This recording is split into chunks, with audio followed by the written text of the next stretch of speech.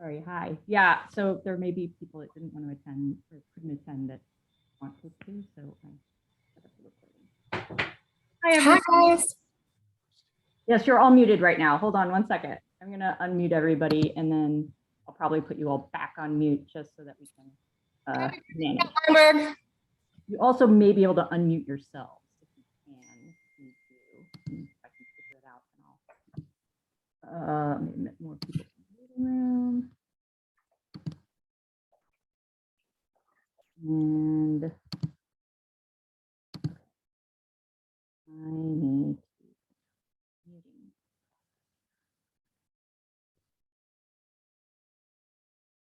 you can also use the chat. That feature's up if you want to say hi to anybody. You can chat directly to everybody or to any individual that's in the Zoom. Hi, I'm Shauna. In case I haven't met you, you don't know me, you'll learn more about me later, I guess. Let me just try to get this. I set it to mute everybody just so that we could kind of control things a little bit easier, but now I really regret that because now I can't unmute anybody. So 1 second. But we can unmute ourselves. Ah, it did work. Okay, good. You can unmute yourselves. So that part works. That's a good thing. I'm also in the process of admitting people to the waiting room. So, Ariane, I think we have about 50 or so of the 70, 80 who responded, which is amazing that so many of you were able to be here for this. And we're really sorry we couldn't do something in person in Los Angeles. COVID sucks. So I think that kind of goes without saying. I'm going to hand it over to you, Ariane. Well, guys, I already started crying, so just say what you will. Well, this is an opportunity for everybody to share their stories, to their memories, whatever they want to say about James. I'm happy to go first, or I can go last. I don't actually care. If somebody has a burning desire to be the first out of the gate, let me know. Unmute yourself. You say hi and introduce yourself. Maybe just give us a high level. There are people from all parts of James's life here, from Canada, from San Francisco, from Los Angeles, crossing family and friends. So there are a lot of you that probably don't know each other, and that's kind of great. It's exciting that we all kind of get to know each other because of him. If you want, I'm happy to go first. And that way I'll kind of break the ice. I'm trying to also admit people from the waiting room while I see them up. So apologies if I'm behind on that. 1 second, please. Need to mute my phone, obviously. Okay. Sorry, can everyone hear me okay? Thumbs up if you can. Okay, great. Sorry, I heard the audio was going out. So I did prepare a eulogy because it was just really important for me to do so, as I think you'll understand. So first, let me thank you all for joining us today to share your memories and your stories about our friend and loved one, James Rocky. I especially want to thank Ariane and James's family, who have been so incredibly welcoming and gracious to me during this last month. James was one of the most important and special men in my life. And while I believe most people can have more than one great love in their lives, James was my greatest love. I was fortunate to meet James and become his friend 13 years ago. But for the better part of this year, James and I were much more than friends. Now, this will come as a surprise to many of you because news travels a little slower in a pandemic. And James really wanted to introduce me to his friends and family in the best way possible. Unfortunately, he didn't have the chance to do that in the way that I assume he would have wanted to. So now I will have to do it without him. So, hi, I'm Shauna Benson. I've lived in LA for almost 20 years. I grew up in the Midwest, I write TV and comics with my sister Julie. And that's really all you need to know about me for now, because today is about James. And that's, better than telling you my life history, which you don't really need. I'm here to share with you the James I knew, the one who I loved deeply and who delighted in making me happy. And I'm pretty confident I made him happy too, and that he loved me.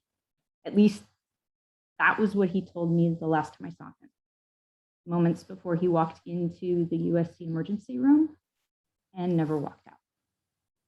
But to understand who I am in relation to James, you have to get a little bit of a high level of our first meeting, which was back in November of 2008. Now, I was still honing my craft, getting closer to accomplishing my goals to become a professional screenwriter. I was by no means close to that yet. I was an early adopter of Twitter at the time, and Twitter was smaller, more intimate social media site, if you can imagine such a thing or remember it. It was small enough that I was able to follow most of film and TV Twitter at that time. Actually, anyone involved with the entertainment industry, really. A lot of film reviewers, including James, of course. And after a while, I realized that his reviews were the ones I most looked forward to reading. I loved his writing style. I loved his mind before I ever met him. And as often happens on Twitter, he followed me back. And we had some fine exchanges, fine enough that he invited me to attend a screening with him. Now, I had a conflict for the first one, but for the second one he invited me to, I was able to meet him, and that was Gran Torino. And it's funny how well I remember the first time I saw him. This was a very tall man in a lovely suit and tie, and so polite. And it's hard to know how I knew that we were going to be friends in that moment, but I really did. And we were. At first, I was Dr. Benson, which is a way that he addressed most of us. And then he came to call me Benzo or Ladytron. We went to movies together, had brunch together, celebrated New Year's Eve together one year. And I loved every minute of it. He could talk about almost anything for hours and still never run out of things to say. I was always learning something new from him. He was a font of information and trivia, which is basically a requirement to be on Jeopardy, but he didn't just, know a lot about a lot. James was the epitome of a polymath. His talents and interests were wide-ranging. Most of us are lucky to have one area of expertise in our life, but James was the most gifted person I've ever met. He had a keen eye for composition and photography, which he most often displayed in capturing his beloved cats or his latest culinary creations. Just check his Instagram, you'll see. He had a finely tuned ear and loved a wide range of music, and he had a wonderful singing voice.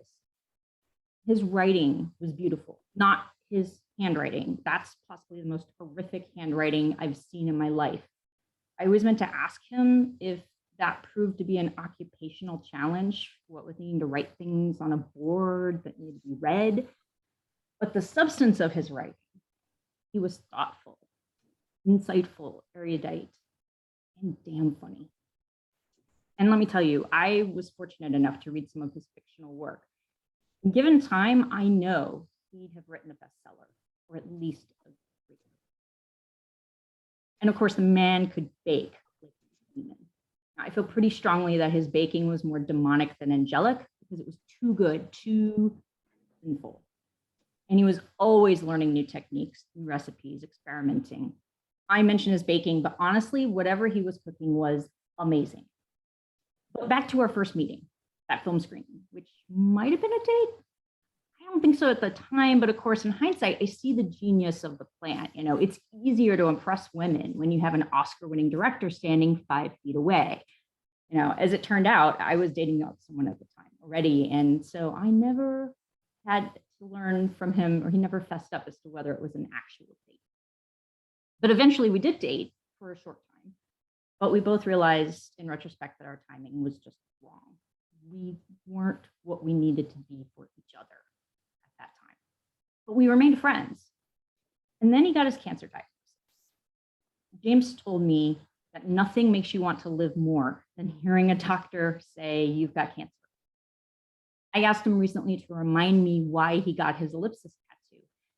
he remarked, and I'm going to actually quote him here, the ellipsis is used to mark empty or cut space, but there is no empty or cut space in life. It's all now.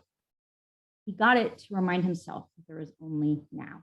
And once he was cancer-free, that was his way of living, always staying present in the now. Just wanted to pause for a second to see if anyone was there. Now, as sometimes happens, he and I drifted apart.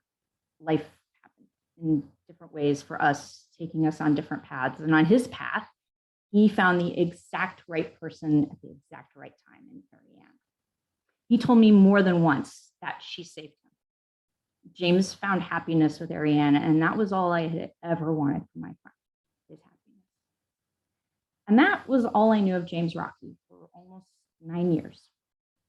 And then, like a lightning bolt out of a clear blue sky, he popped up into my Google chat, GChat, Hangout, whatever Google is calling it this week. I was drinking a glass of red wine, like this one, when I saw the notification, which almost never goes off because there are only 1 or 2 people who ever ping me that way. I mean, we all text anymore. So when I saw who it was, I was so surprised. I sat up so quickly. My thankfully plastic stemless glass of wine literally flung through the air and painted my white shutters with the wine. I'm still finding wine stains on them to this day. James said reaching out to me across the transom was one of the scariest things he's ever done. Now, this is a man who went to Costa Rica on his own for a vacation and probably averted death 3 times in the course of that one trip. So I take his word for it. James was one of the bravest men I knew, brave enough to leave his entire family and home country behind to forge his path in America, brave enough to change careers several times, and brave enough to reconnect with me, not knowing how I'd respond or if I'd respond. Of course I did. James was special and he was important to me. And when he asked for my friendship again, I told him he'd never lost it. And when I asked him why he reached out, finally, after all of these years, he didn't really have an answer except I missed my friend. But I know he did it because James was living in the now. And I'm grateful that he was, that he chose to spend time with me. And this time when we did date, our timing was right. We had been filtered through different life experiences over those intervening years, and we were both better people for them. And we kept working at being better for each other, and being what the other needed. He taught me to live in the now, which allowed me to appreciate all of the time that we did have together. Now, I have to admit something to you. I don't like to say it, but it's true. I'm a pretty terrible friend. I never seem to do the things that friends are supposed to do, like call or text or respond to emails. I just always seem to forget or think I could do it tomorrow. But James was an awesome friend. I mean, you all know that, right? Yeah. If you knew him even as just an acquaintance, James went above and beyond. James would actually pick you up from the airport, a thing nobody does. Or he'd bake you something amazing and deliver it to you, claiming he was just trying out a new recipe and happened to be in your neighborhood. Or he'd invite you to his house for brunch if meeting at an appropriate venue wasn't in the cards.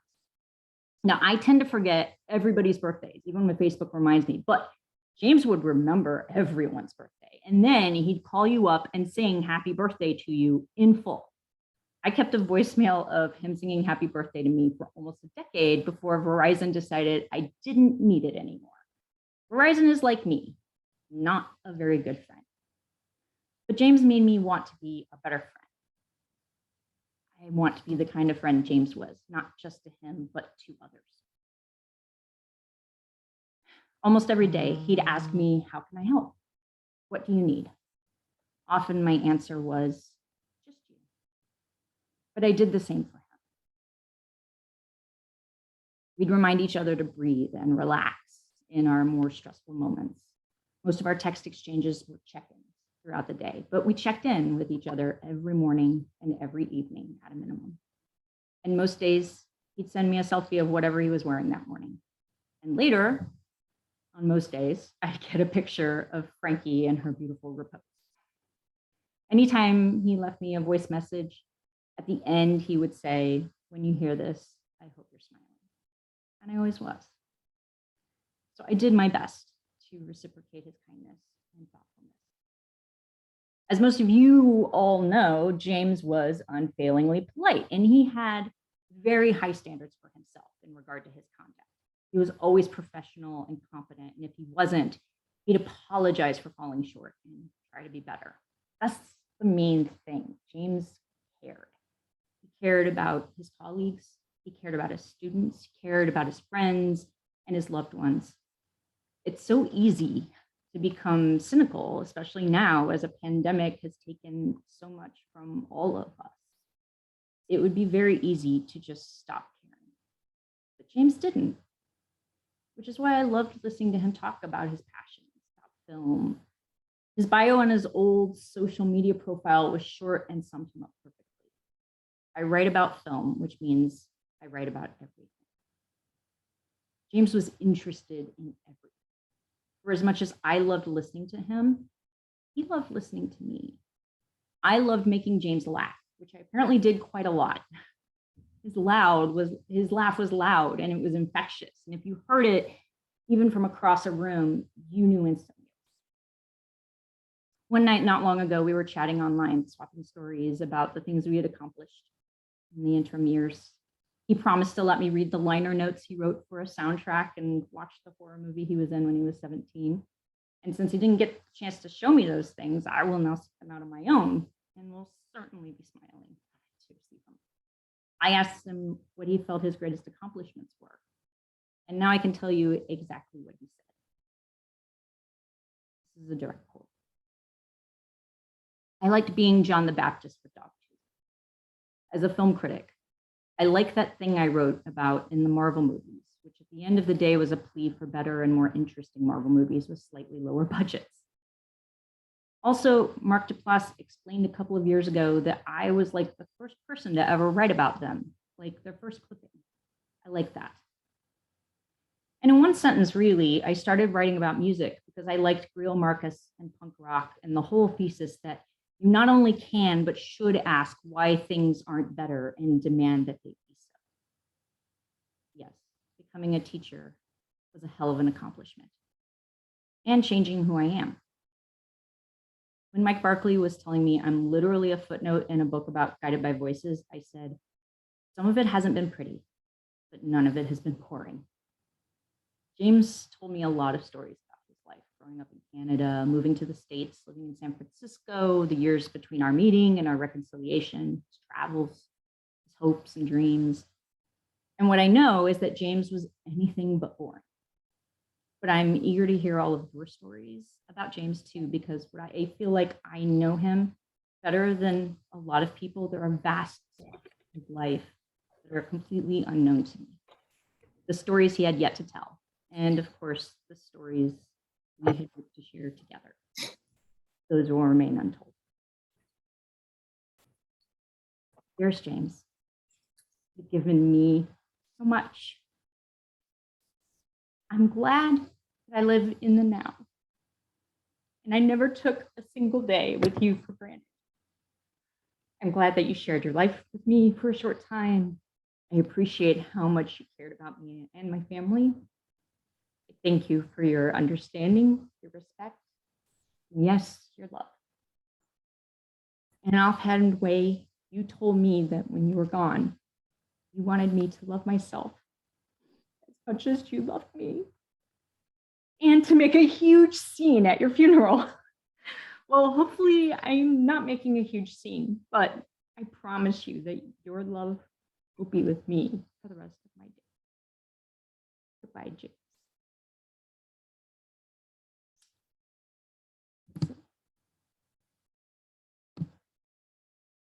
Anyone else want to say something? Good evening, everyone.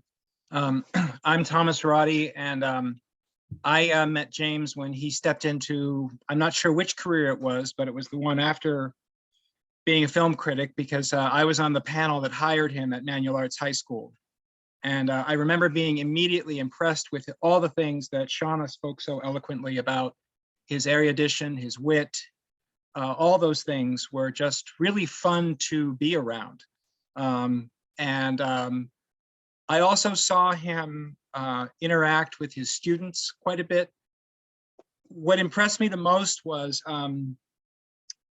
his caring for them and his sincere efforts to give them the 70 times 7 opportunities to correct themselves and so forth. And that was always very heartening to me, because if you work in an urban school, that's what the kids need. And a lot of times people don't understand that. But James understood that, and he was willing to let them try and try again. And I always was really impressed with that. I will miss from him many things, but most of all that he was one of the few people I know who could quote from the Gospel of Julius Epstein and quote from the Gospel of Carol Reed. And I knew exactly what he was talking about. And when I did the same, he knew what I was talking about.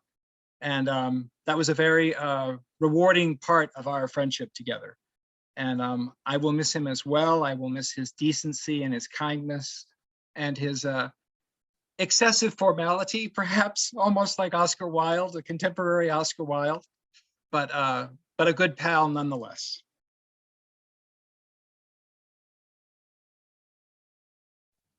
Thanks, Tom. Renee, you're up. It's actually, it's me. My Oh, name's- hey. Hey, I'm Dan. Dan. Yeah, hi. And I'm Renee. And this is Renee, sorry. So yeah, I had a couple thoughts I wanted to share. First, James once explained to me the origin story, because of course it's Marvel Comics, so everyone has to have an origin story, of the Doctor phenomenon, which was that when he first started out in criticism and started going to festivals, he was meeting so many exciting and wonderful people, and he was really struggling to remember everyone's names. And he never wanted to admit for a second or make anyone feel awkward that it took him 30 seconds to go, that's what it is. So he started saying doctor, reverend, professor, all these things. And then eventually it just became his brand, because he basically felt that anyone who was in his circle and that he loved deserved an honorific. Everybody needed to be special. Everybody needed to have a title as a constant sign of respect for him. And so I love both the way Doctor started and the way Doctor ended. One of our favorite household stories about him was that, James loved children, but he also could be spiky. So one of the first times that we hung out with Arian and James, and we decided to go to the LA County Fair with our two young sons. I can't remember what age they were at that time. Probably about 3 or 4. Okay. Yeah. So yeah. But anyway, so James was just like over the moon to be hanging with these little kids and wanted to do every single ride with them and do things. And so finally at one point he was doing the thing of lying on his back and lifting one of our sons up on his feet. And as he was doing this, and James was just in this beatific moment, Dashiell opened his mouth and a perfect globule of spit went straight from his mouth into James's. And he never let us forget this ever for a second. From that point on, our children became your awful spawn that tried to kill me, or things like that, always said with his traditional simultaneous disdain and warmth. Which is a point of record. He screamed at me across the Scotiabank lobby in Toronto, "There's the mother of the child who tried to kill me." So he got a lot of mileage out of that, for sure. Indeed. And he is forever known in our house as Dr. Long Arms to our children. Yeah, that might need an explanation. Yeah, we'll leave it at that. Well, no, at one point we were out to breakfast, I think, or something, and he was drawing an alien for the kids. And it was this sort of almost Admiral Akbar type figure with really long arms. And finally it came time, he's like, the name of this character is Dr. Long Arms. Not long arms, long arms. And that then became James's nickname in our house, in which we would always respond. And it was also the way that we broke the news to our children that Dr. Longharms was no longer with us. And lastly, I'd just like to say, one of my favorite things about James was that he could judge you completely without you ever feeling bad about it, which I think is a specific art form. You know, he could basically go, you haven't read that? And simultaneously convey an excitement that you still had that ahead of you in your life, while also think you're an immense dummy for not having read it yet, and disappointment that he couldn't then talk about that thing with you. So when I was asking Shauna to put some things aside for me, that little things that might have meaning for me, I asked both Ariane and Shauna, I don't want to, that if it was possible, I'd like to have one of the absolute driest George Orwell books set aside for me, so that whenever I look at my shelf, I can feel him judging me for not having read it yet. And he will feel absolutely alive in that moment to me, and it'll mean the world to me. So. Wait, you guys, the best part was that Joshua said, I didn't draw in your mouth, I drew near your mouth. And James said, I will not argue semantics with you. And Dashel was, I think, 4. So. But he still was bringing it up the last time we talked and saw each other 10 years later. So a Rocky does not forget. Yes. Anyway, thank you for your time. Anne, please. Hi, everyone. I'm Anne, James's sister, and I'm here with his nephew and niece, Miranda and Atticus. And Atticus asked to say a few words. Hi, I'm Atticus. I just wanted to say something on the topic of, warmth and being a child, because that's what you were talking about. He was always very cool to me, as I'm sure he was to pretty much everyone. He was always this sort of like faraway figure, like, oh, Uncle James is off in California in the movies. But whenever he would visit, every couple of Christmases, he would bring us socks. He would always bring us these funny socks, and we would get into fights over who actually owned the socks, because they were just that Ari picked out. Because they were just the coolest socks. And he said to me once that it was so that whenever we were warm, we would think of him and Ari. And I just think that he was a very warm man, and also one of the best I've ever known. So I don't know how to finish that, but thank you. Thanks, everyone. Loving these stories. Thanks so much.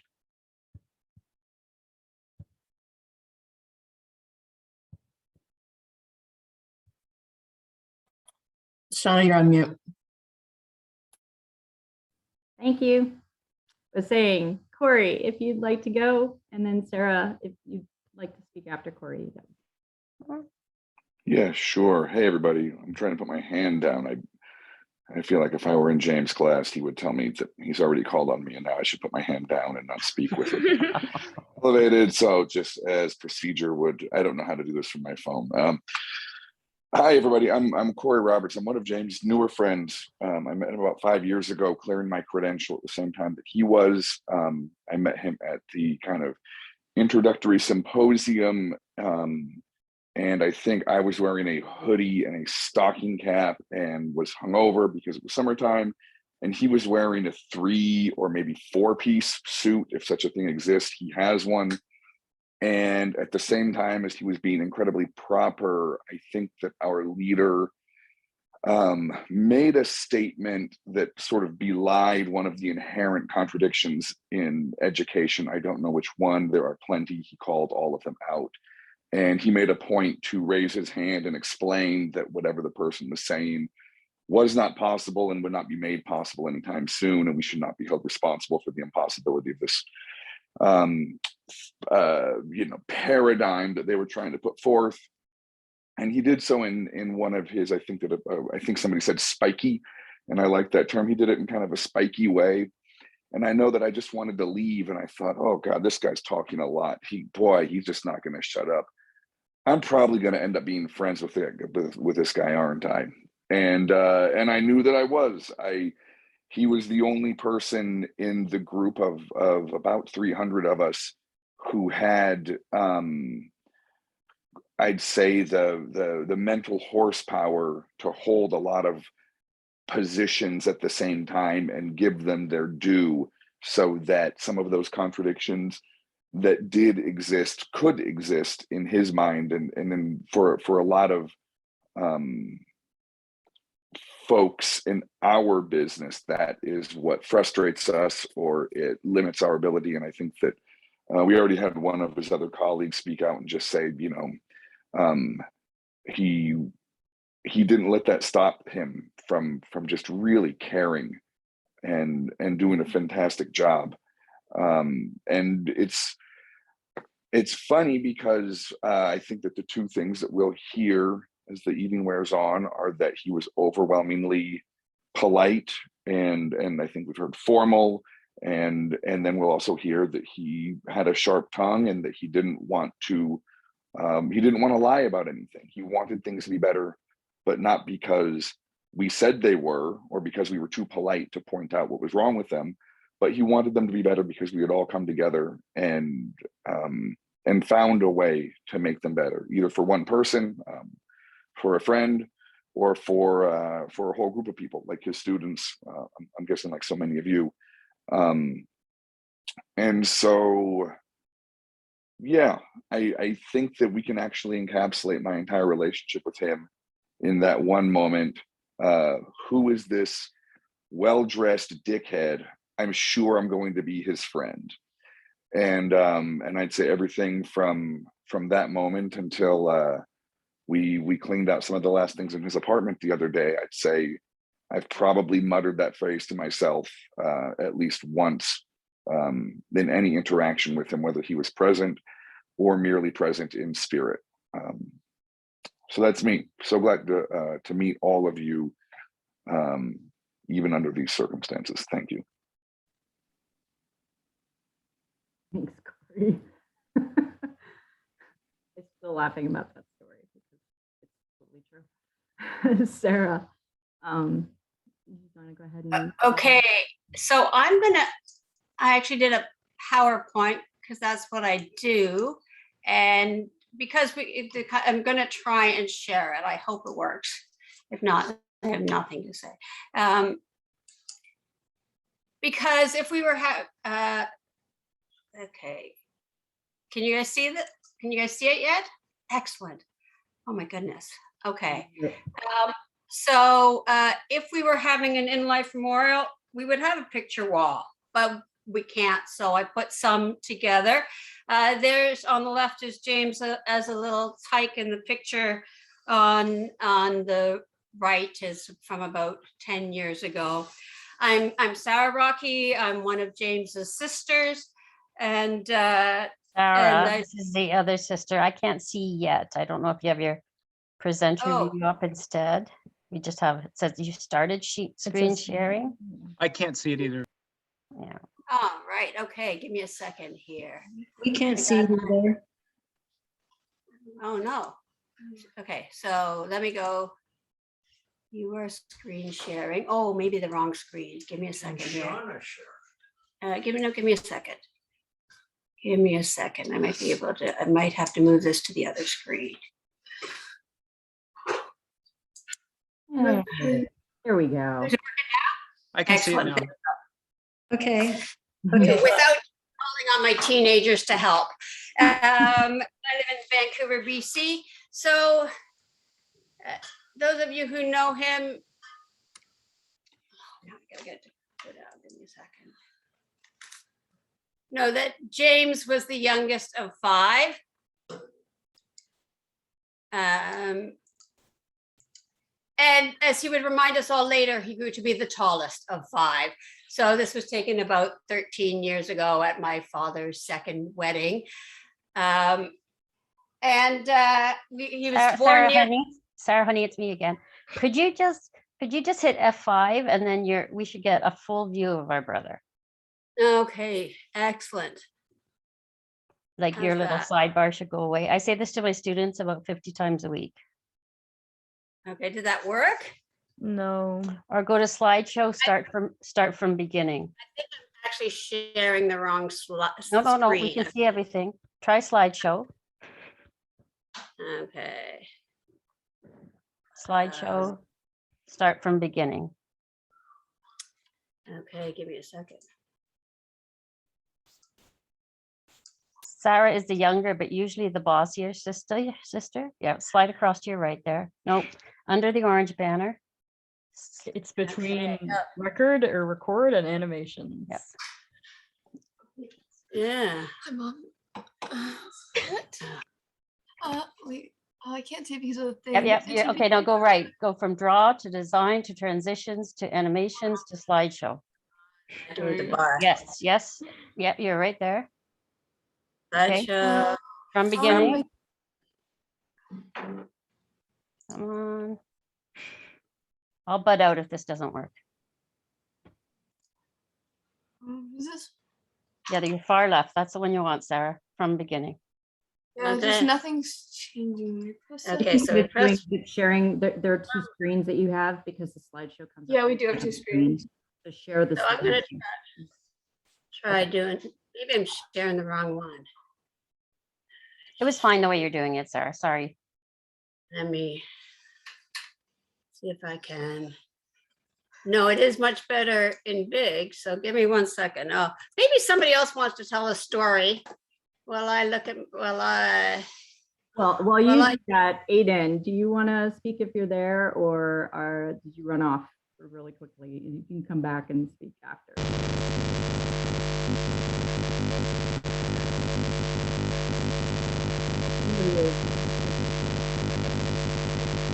Some really unpleasant feedback. I'm not sure if anyone's hearing that.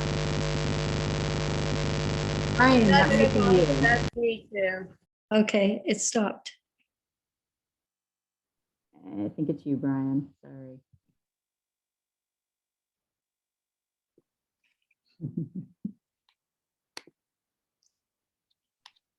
I love our modern world. So great.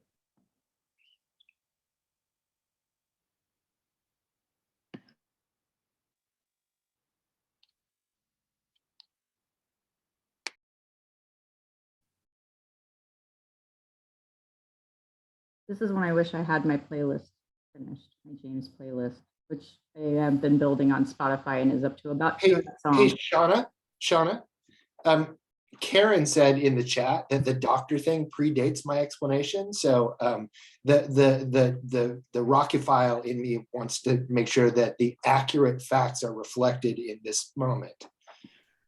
I'm with you on that. Yeah, no, it goes back because I just saw in the Sarah slideshow the London years, and I'm part of the London years.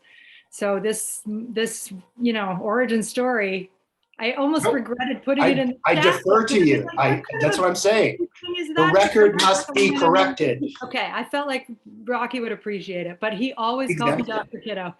And maybe the explanation's the same in that you don't want to fumble for a name and be like, oh, I shouldn't, so just doctor. But in fact, with me, it was always Dr. Kiddo. And I am no doctor, and my last name is Kiddo. So that's back in like the mid 90s. I might have the time frame wrong, but he was the one that explained to me that my understanding. And again, who can say? I am an unreliable narrator as well, to be clear. I think we have to blame this on Rocky, basically. But what he told me was he said that he suffered from a tiny bit of face blindness, so that was initially his way of like letting his brain catch up, and then he saw how happy it made people. Yeah. So obviously even his best friends, who he clearly knew who they were. So I want to be super clear about that. We're still doctor. They became doctor, professor, reverend, in any way that suited him. All right, Sarah, I'm going to give it back to you. Yeah. Sarah, your screen is perfect now. Yes, I was sharing the wrong screen. That was my issue. All right. So youngest and tallest of 5. And my mom had 5. My mom was a teacher. My dad was a lawyer. My mom had 5 kids in 7 years. It was a pretty busy household, and growing up on a 10-acre lot outside of Hamilton. And as he said himself in one of his blogs, that he spent more of his youth in the kitchen in any other room, and life at our home had a flavor in every sense of the word, but never lacked a lively table, whether two were seated at the table or seven. And my parents loved to share their love of cooking, of history and reading with all five of us. Back up, boyhood. The cliche about there being no pictures of the youngest of five is a cliche because it is true. So I wasn't, and plus I didn't move many of the family photos out here with me to Vancouver, but I was able to drum up a couple to show you a little bit of what James was like as a boy. He was no athlete, no matter what you might think from that photo on the right, at the pool in our backyard. And you can also see a little in the middle of just the backyard on the big place where we grew up. But he was what you expect. He was bookish, precocious, animated, didn't fit in. My mother's friends loved him. As you know, he would take one book. We had a 45-minute bus ride to school, and he would take one book to read on the way there, on one book to read on the way back, because he was also he was a fast reader even back then. A story I can tell from a little later that shows how precocious he was is that we had all come home for Thanksgiving one year, and for some reason my older brother had brought a top, and James was spinning it on the bedroom floor, hardwood, making a real racket. So my father yelled up the stairs, "What's going on up? What's that noise up there?" And James was like, "It's a top, Dad." And my father said, "Over my head." And James said, "Well, Dad, once you get the theory of angular momentum down, it's a snap," right? It's just like, I was taking first year physics at university, and I had just learned about angular momentum, and here's this kid 4 years behind me who was just rolling off in a joke like that. He was, he's one of the funniest people I ever knew, and always so quick. So high school years, he dabbled in musical theater, and you can see his fashion sense already starting to merge. A tie like that, even the preppy 80s, was not typical for a 19-year-old boy to be wearing on Christmas Day. And of course, never afraid to look silly. I think being the youngest of five, you have to do something to stand out. And James' humor, his loud voice, a couple of those things. He went to Western, so there's his, the London, Ontario years. Having a big family means you have lots of influences. He claimed that his love of music was influenced by listening to his older sisters play their, Elvis Costello and the like. If that's the case, I got paid back 1 million times over for all the mixtapes he made me. In the 90s and later, when I wasn't listening to stuff that wasn't as current. And so London is where he met Liz, and they moved off to Santa Cruz with its famous carousel. And they were famous for holding their dead celebrity parties. A picture on the left, I don't know which celebrities were for that one, but those parties were famous. And then when he got more serious in film criticism, and he moved to LA, which is where he met Ari. And there's a couple of, you guys all know that time better, and so I'll leave it to others. There's a couple pictures from their wedding though. What you probably don't know as much about is James as an uncle. Some of you might have, who have kids, have said, yeah, just so generous and playful with them, but still never letting down that sense of style. So Vancouver's a town where you can wear a fleece vest and hiking boots to a business meeting. So you have to imagine that when we went to the Stanley Park that day to ride the Santa plane, and that's a picture on the left, he's pushing my kids when they were 6 and 4 or something. So you got to know, he was the only guy in the Stanley Park playground who was wearing a dress wool jacket, leather shoes, and a pork pie hat. It just, but he had standards and he wasn't going to let them down, even in the Stanley Park playground. The one on the right, also kids on the swing being silly with his nephew and niece in Toronto. More uncling. The picture in the center shows two of his loves, his nieces, and baking. He went all the way to town from that cottage because they had the wrong type of cornstarch. He had standards. And the picture on the far right is from an epic trip to the Royal Ontario Museum in Toronto, where he was such a fast reader. We've mentioned he would just read through the displays on subjects from as diverse as dinosaurs to military history, and he would explain them to a group of about 6 youngsters, adding his color commentary on the way. Actually, my brother Paul, who was as widely read as James, almost as widely read as James, was adding in there. So by the end of the trip, I joked we had to go up to the textiles floor to find a subject on which James did not have an opinion. And those are just some snippets of, I was lucky enough to know him for his full 52 years. And always the funniest guy I knew, always never afraid to share how much he loved me. I'm really going to miss hearing that voice. And a couple other of his loves, science fiction, karaoke, and the Muppets. We're going to miss you, James. That's all I had. Thanks, Ari and Shauna, for organizing this. Thank you, Sarah. That was really lovely. And I love seeing those photos so much. Those are amazing. Someone in the invite says they're going to put has started a shared Flickr or something. So maybe I'll share some of them up there. Yeah, I think that's Ari's jam. That's her area of expertise. But Aiden, you waited a long time. Please.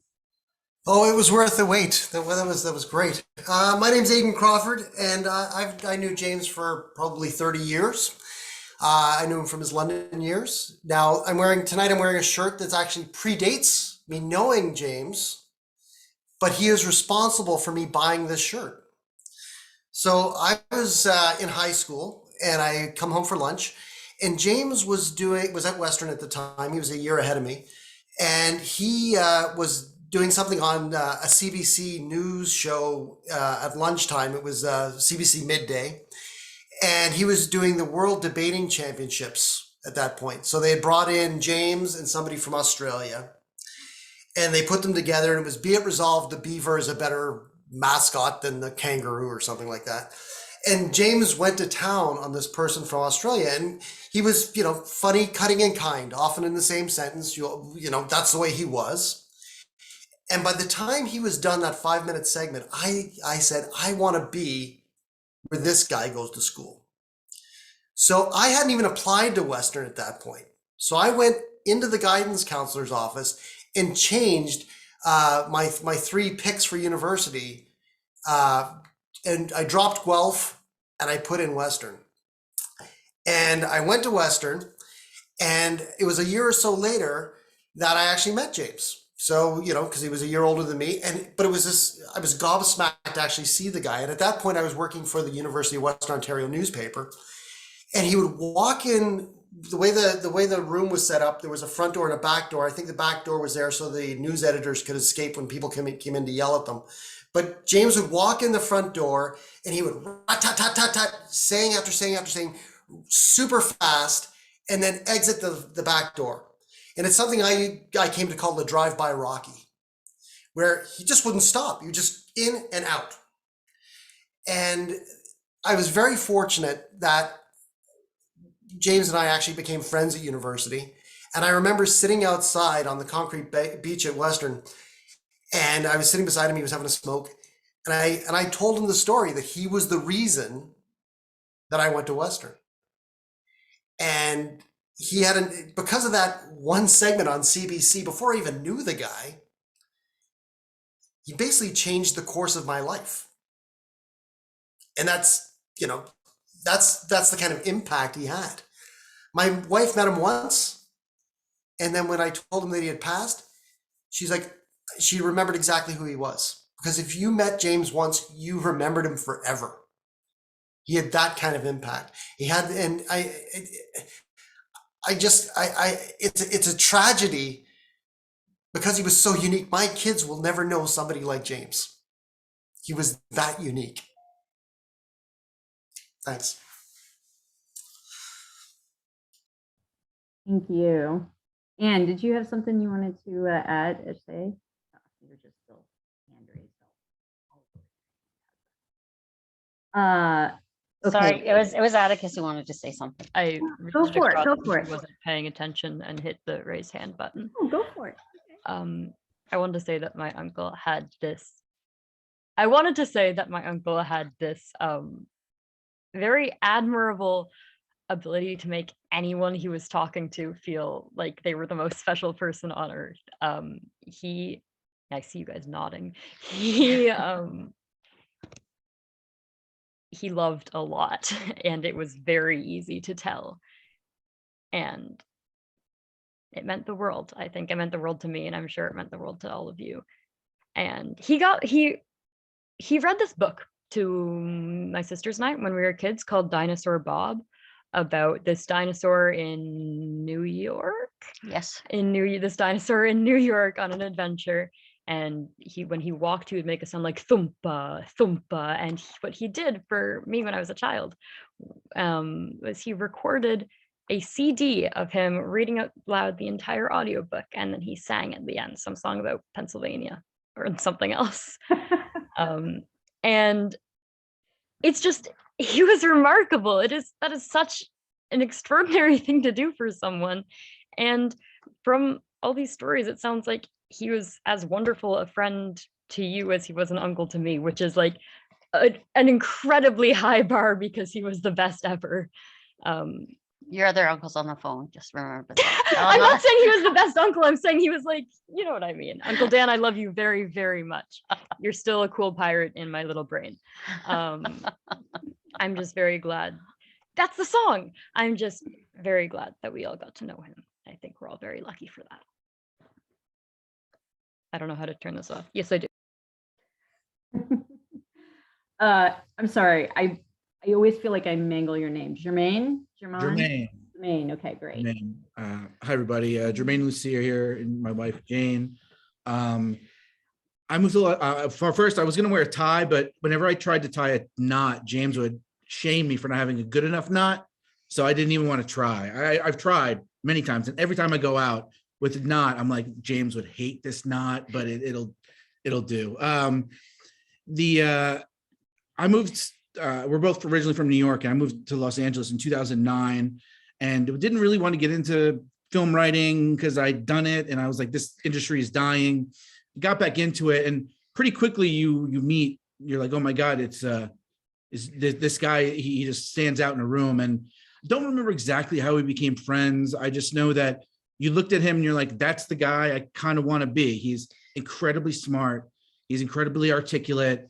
He dresses like, James Bond to go to a screening in Beverly Hills. Like, you're just like, man, he's so cool. And then, and cool in such a unique James way that, and when we became friends, I felt like really, really honored because I feel like I could tell him anything. Like, he was like a best friend. And also because he was so big and so smart and so articulate, also like a dad, even though he was like 10 years older than me. Like, he just felt like he was a role model. He really was somebody who I looked up to and appreciated. And we mentioned the doctor stuff. When the first time he told me that, I think I was like, I don't know where or whatever, but I really was like moved, even though it was just kind of a throwaway.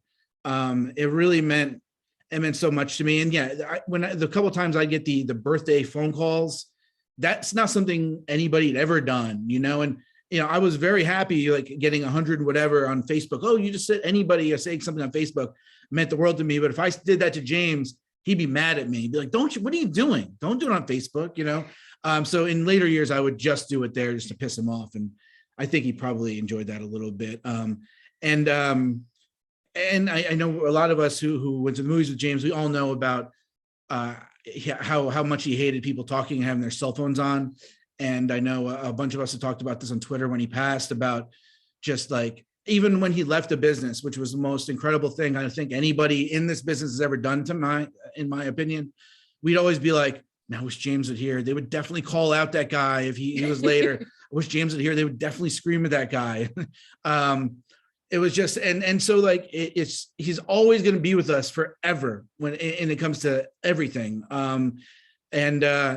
I told this story on Twitter. So some of you might have heard some of it, but like, we used to go to Sundance Film Festival all the time, and James would go, and a bunch of the movie people would get together and hang out and drink. And one of the years we got like super duper drunk in this bar, and he was wearing this hat. As in a lot of the pictures we just saw, he was wearing the similar kind of hats.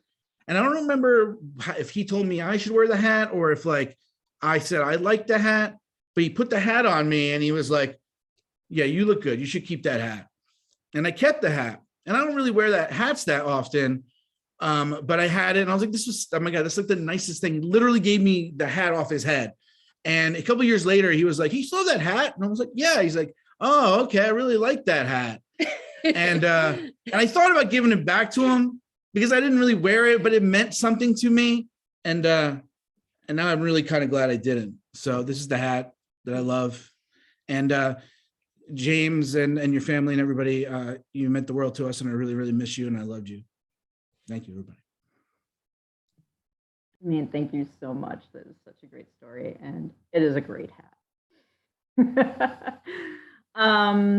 Helen, I believe you are next, or whoever is in that window that wants to speak. Hello, everybody can hear me? Yeah. My name is Michael Barkley. This is Helen Spitzer. I met James. I was his first, I don't know if I was his first editor, but he once told me that I was the first person to pay him money to write, which was, I don't think it was more than $20 an article at the time, which I don't really consider payments. I don't think that's true. He would send me, his word count would be maybe 800, 1,000 words. It was an alt weekly in Southern Ontario. And he would send me 5,000 words. Every one of them was brilliant. I think I'm the editor I am today is because I had to decide how much brilliance I could afford to leave out of this piece. Every third word would be capitalized. It was kind of amazing. The first time I met him, we had a phone and email relationship early on. This is like 1994 or so. He was in love with the Archers of Loaf, and he demanded that I come to London to see the Archers of Loaf play at the Embassy Hotel. And I became a lifelong fan of James after that, a lifelong fan of that band and Eric Bachman. We're actually sitting behind an Eric Bachman poster right now. But I wanted to read something I found. I was going through some boxes a few years ago, and I found a postcard he sent me after leaving Ontario for California. Which I can't remember if it was 95 or 96. Maybe someone in the chat can remind me. And just for the Americans on the call, some context. I lived and went to school in a town called Guelph, which is a very hippie, lefty university town.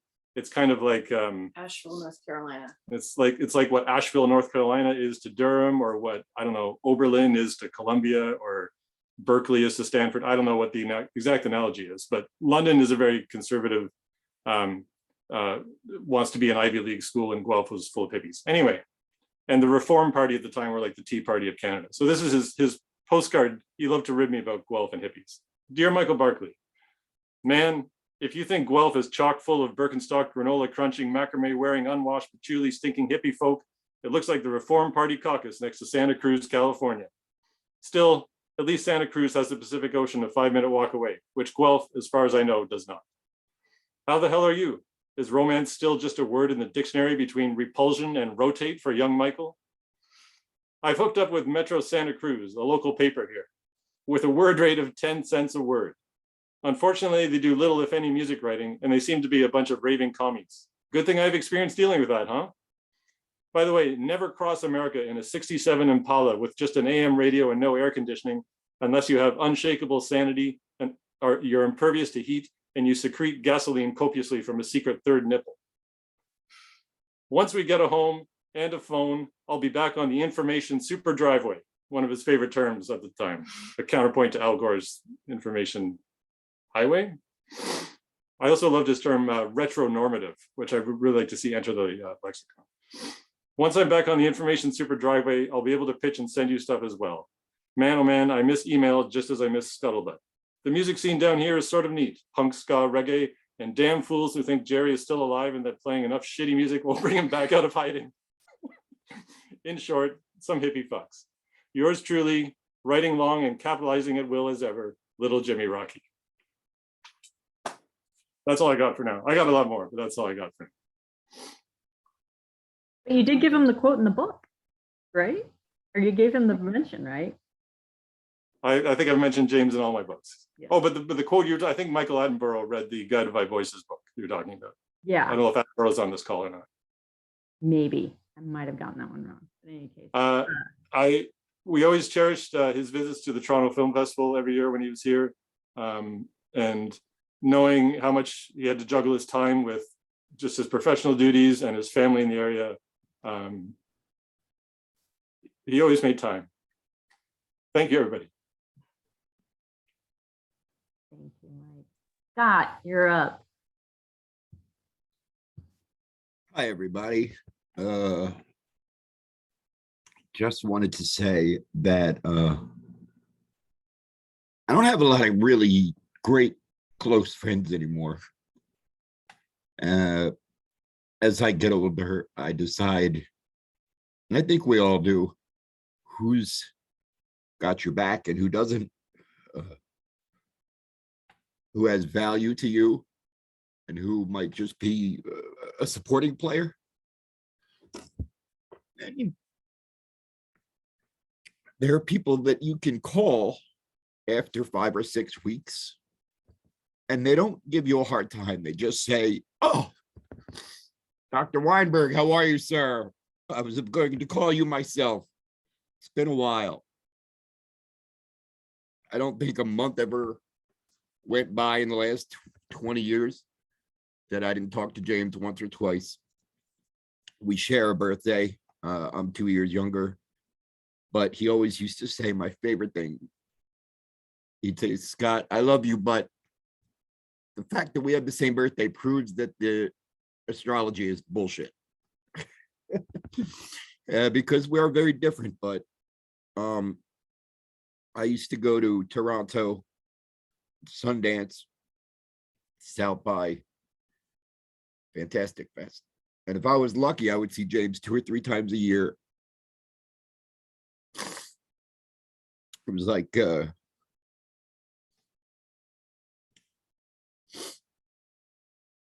sorry.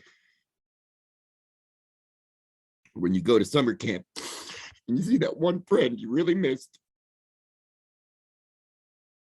A lot of people I love, but he was one of the best people I've ever known. Thank you. That's great, Scott. That is perfectly said. Wait, our next person is, we're in the presence of greatness. George Vega is James's favorite student and the future president of the United States of America. I was going to introduce her as Ms. Vega, as I am sure that that is how he referred to you in his class. Yeah, that's right. Mr. Rocky, as I refer to him, obviously never once called any of us by our first name. We were always Mr. So-and-so, Miss So-and-so, which is very uncommon. You know, no one else did that. None of our other teachers did that.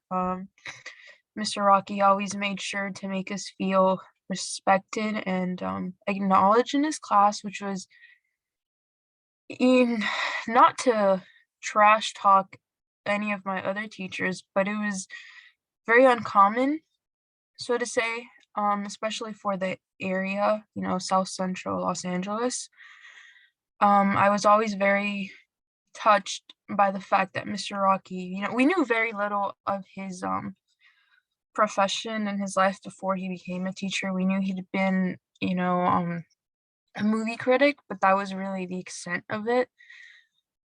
But I always found it very touching that he went from a life that seemed to be full of movie stars and just fame and glory to teach at an underserved community. And you could tell that he wasn't there to pick up a check, or you could tell it wasn't something he was just doing to get by. You know, he had no other choices. Like, he truly cared for all of us. I was not. I was a really big procrastinator in high school, and I kind of still am. And Mr. Rocky always accommodated that, if that makes sense. Like, he never made me feel bad. He knew the work was going to get done, and I really appreciated that he treated me like an adult, honestly. Like, I know you'll do it, and it wasn't just me. Like, that was what went with all of his students, even the kids that honestly I would look at in class like, I can't believe you tolerate this person, sir.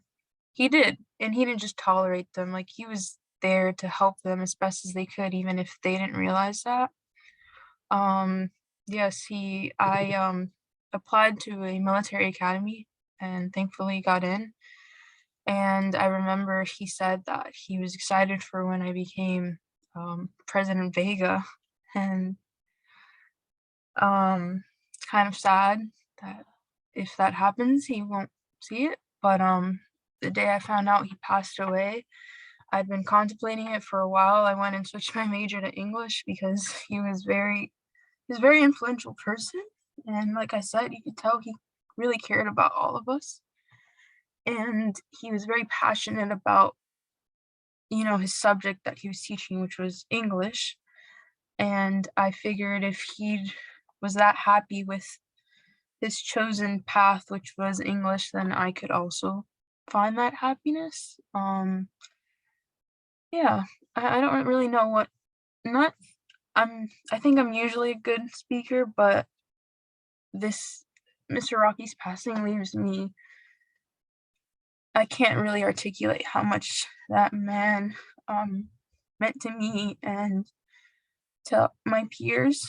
He was obviously, like I said, very caring, and in an environment where a lot of the kids didn't necessarily get that care at home, or if they did, it was limited because, you know, you have maybe it's only one parent in the household, or if there's both, they're both working odd jobs, odd hours. Mr. Rocky always made sure his door was open before classes started. He was there like an hour before. He'd stay like an hour after with his door open. He'd bring us his baked goods sometimes. He had the Rocky library in his class, or if you wanted any book, you just check it out. And I have a lot of his books. I graduated 2 years ago and I just never returned them. But now I'm thankful that I didn't, because I get to keep those, I think. Yeah. We kept in touch after I graduated, which was very nice. He sent me little cat magnets, which I have up in my room, and have a little whiteboard outside my room where I will post like a cat of the day because they're all very expressive. Yeah, Mr. Rocky was a light in sometimes what could be a very complicated world, and everyone who knew him was very lucky to know him, and I only knew him as Mr. Rocky, so it's really cool to hear stories of him as James. Yeah, thank you.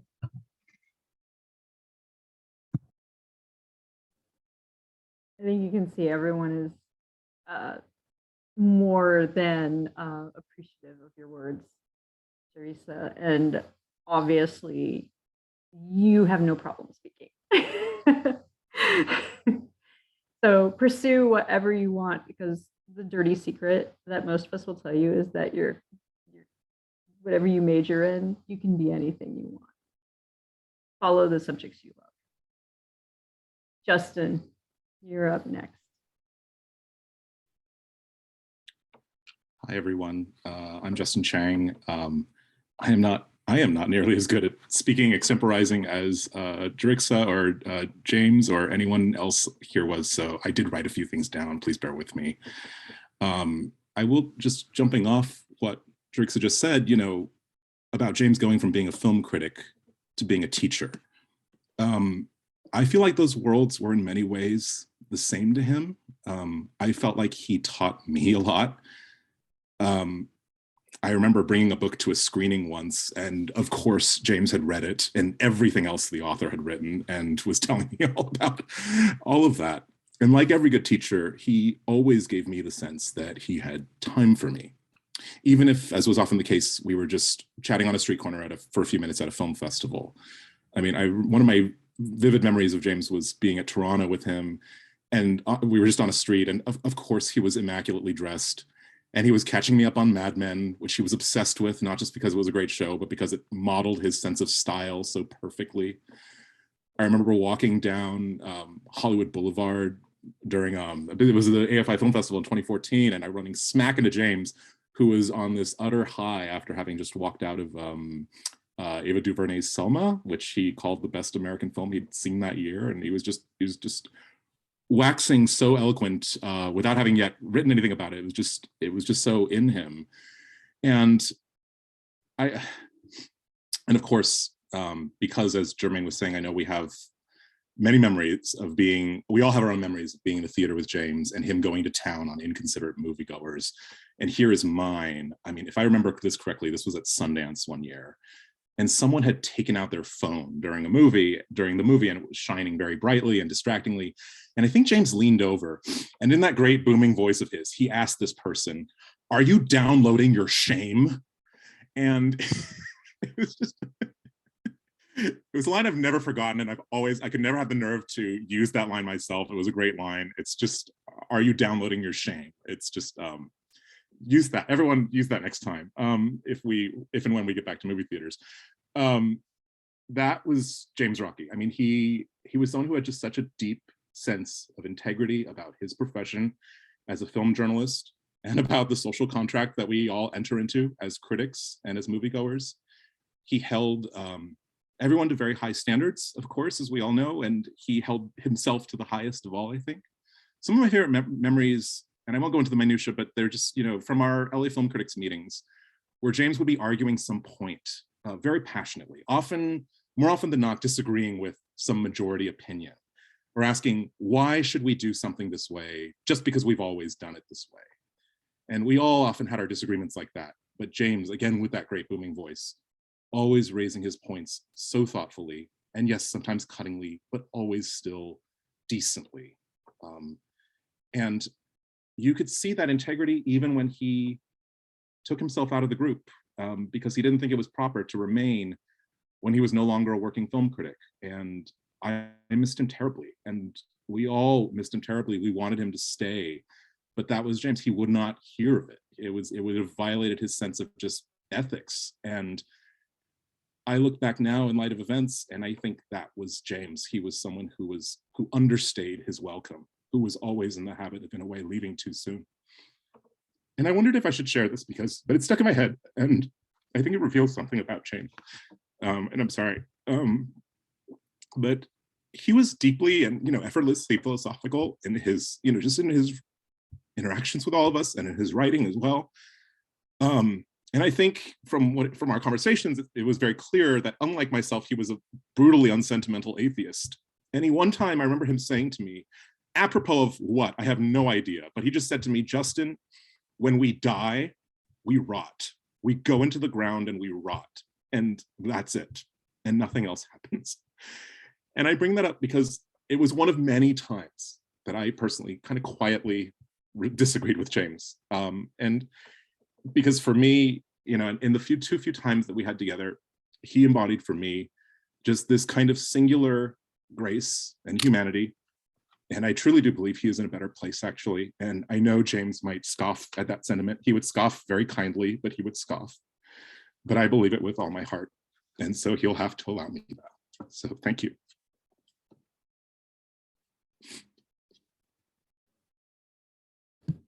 Thanks, Justin. I've actually said several times over the last few days, James is either very surprised or nothing, because that was kind of the way that he felt right about the afterlife. So I'm erring on the side of very surprised. because I feel like that's just the better way to live. It's the only bit of nihilism I remember him actually having in any way.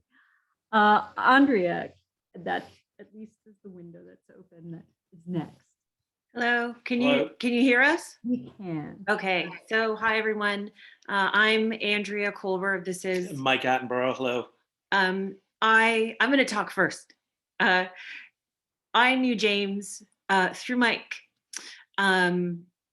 Every time James would come to Toronto, I would meet him. I unfortunately didn't get a chance to meet him when we were at Western together, but James was always Mike's friend. But over time and over spending vacations together and time in LA together and time in Toronto and time in Tofino and time, where else did we go? Oh, Disneyland. James became my friend. And one of the last times that I saw him, I was in LA alone. And I think Ariane was out of town and it was just James and I. And I had been on this horrible work trip and I was in a really bad headspace. And I'd called James. I was like, hey, I'm around. I'm gonna, I got time for lunch if you got time. And then I got to go to the airport. And he was the gallant Mr. Rocky, came and picked me up at my hotel and took me somewhere fabulous for lunch. And we spent 2 hours talking about things that James and I would speak about. What books have you been reading? What have you been baking? We would exchange baking recipes. We exchanged old baking recipes. I think one of the last things that he baked was a beet chocolate cake recipe that he got out of one of my old vintage cookbooks. But he never treated me like Mike's partner or Mike's girlfriend or Mike's wife. He treated me like Andrea, his friend. And I will really miss so much of the fun and the joy and the excitement that he brought into our friendship and into our lives. Hello. And isn't that the truth? He was a friend to so many. And I just want to raise a glass to James to wish him a happy birthday, and to Scott as well. Scott, that's a heavy memorial you carry with you, but here's to both of you today. Maybe we should sing happy birthday to round out the call later. But I'm struck by the diversity of people on the call, from the London days, Mr. Barkley and Mr. Crawford, Mr. Evans, right up to today with Corey and Thomas and Miss Vega and everyone in between. Many of you have said that he left such an impact on your life. We had a small memorial here in Toronto a few weeks ago, and by the end of the night, we were just standing around telling stories and, oh, I've got another one. Oh, I have another one. Oh, that reminds me of this story as well. Like, you could just keep going. I mean, we could make this a month of James Rocky stories, but they were always good memories for me. We always had fun. There are down times, as with any friendship, but the bond that you share is it's just something that I don't know if it's gone. I don't know if I'll miss it. I mean, it's been 1 month, which seems like an awfully long time and no time at all. So I don't know where this is going as far as the grieving process, but I'm kind of focused on the good things right now. I guess my standouts. Well, I guess it was the Guided by Voices quote. That's apparently it's fairly well known in that band circles. This tale. But he was in fact a footnote for the singer's biography, which I only found out about recently. And this is an event 25 years in the past. So, the things that he has done, they stay with us and are memorable to other people as well. But we, countless movies, countless shows. We spent many road trips, Los Angeles to Las Vegas for a rock weekend about 10 years ago. We did Ari and James and Andrea and I did Palm Springs a couple of years ago. Immensely fun town. That town is James Rocky written all over it. But things just occur to me. like little snippets of conversation, and they're snapshots. They're not full-length movies, if you know what I mean. I can't walk anywhere in my house without seeing something I bought with him that he gave to me, that he turned me on to indirectly or through conversation or something along those lines. And it's a big hole. It's a damn big hole for a lot of us. But I'm glad we're able to do this, and I thank Ari and Shauna for putting this together.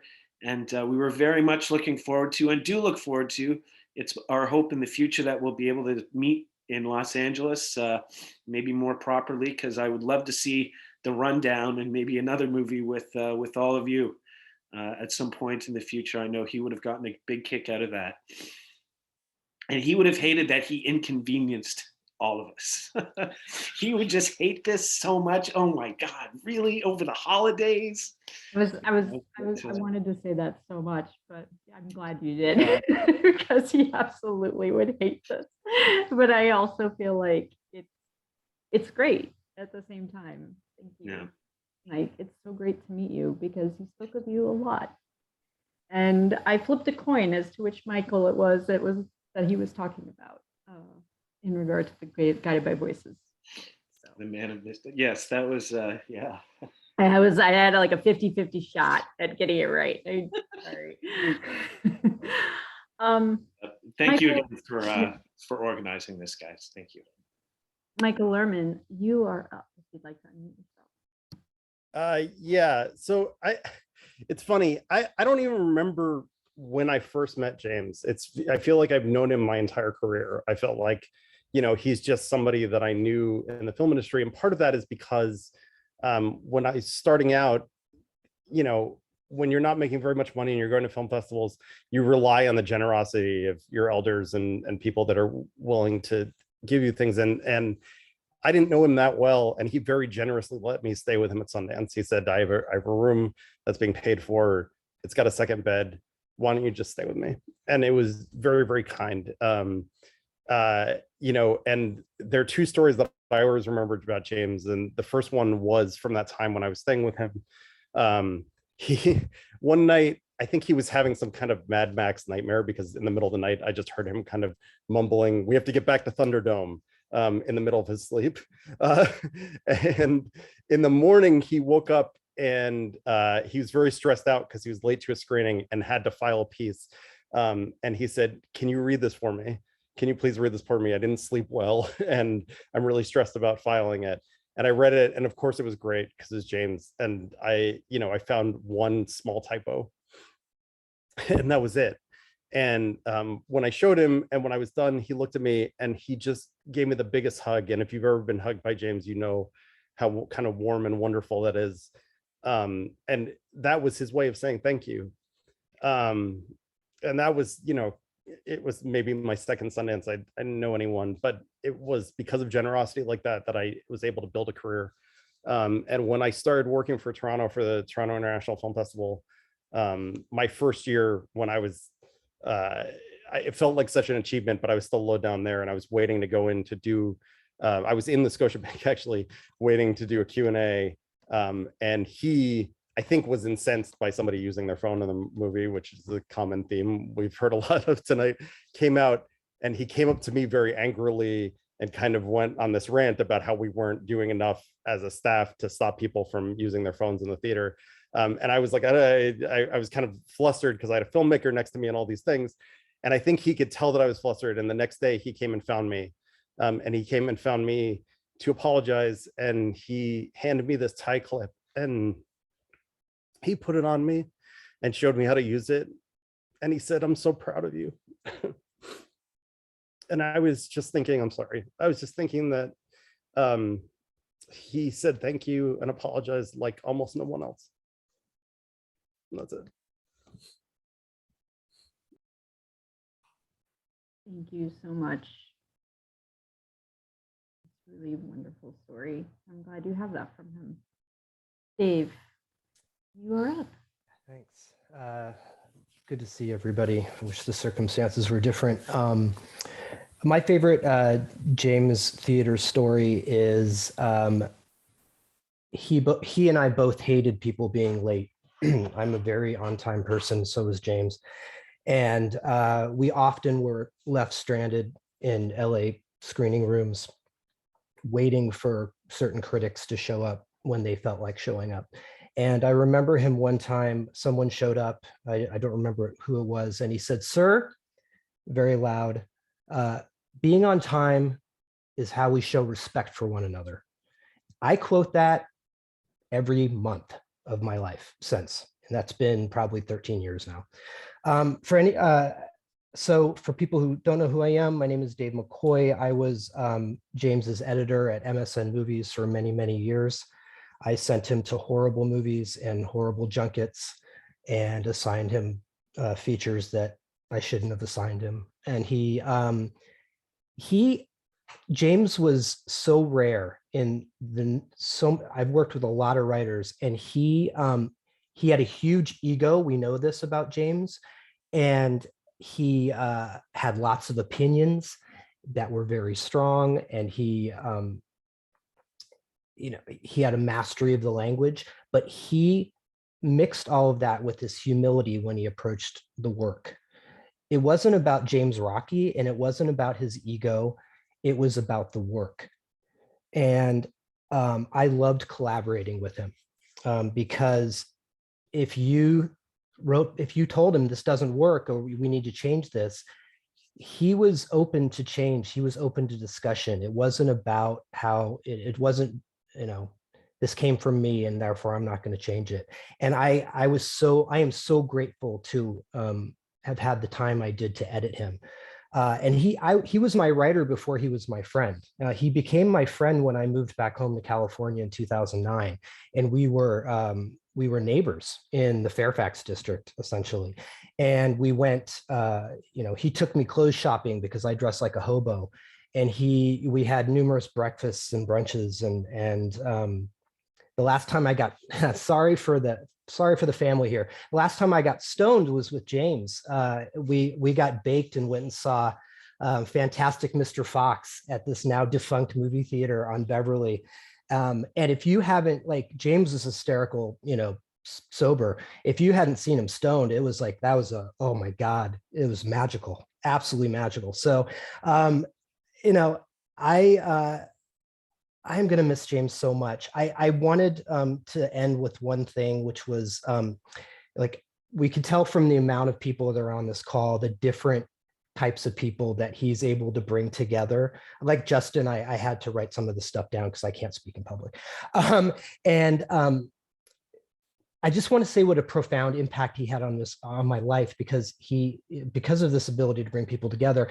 12 years ago tonight, I attended his 40th birthday party at the Village Idiot on Melrose. And because he was able to bring all these different people together, I met my wife that night. And the reason I met my wife was because my wife's friend had a giant crush on James. This was not a crush that James shared. He was horrified by my wife's friend, if we're being truthful.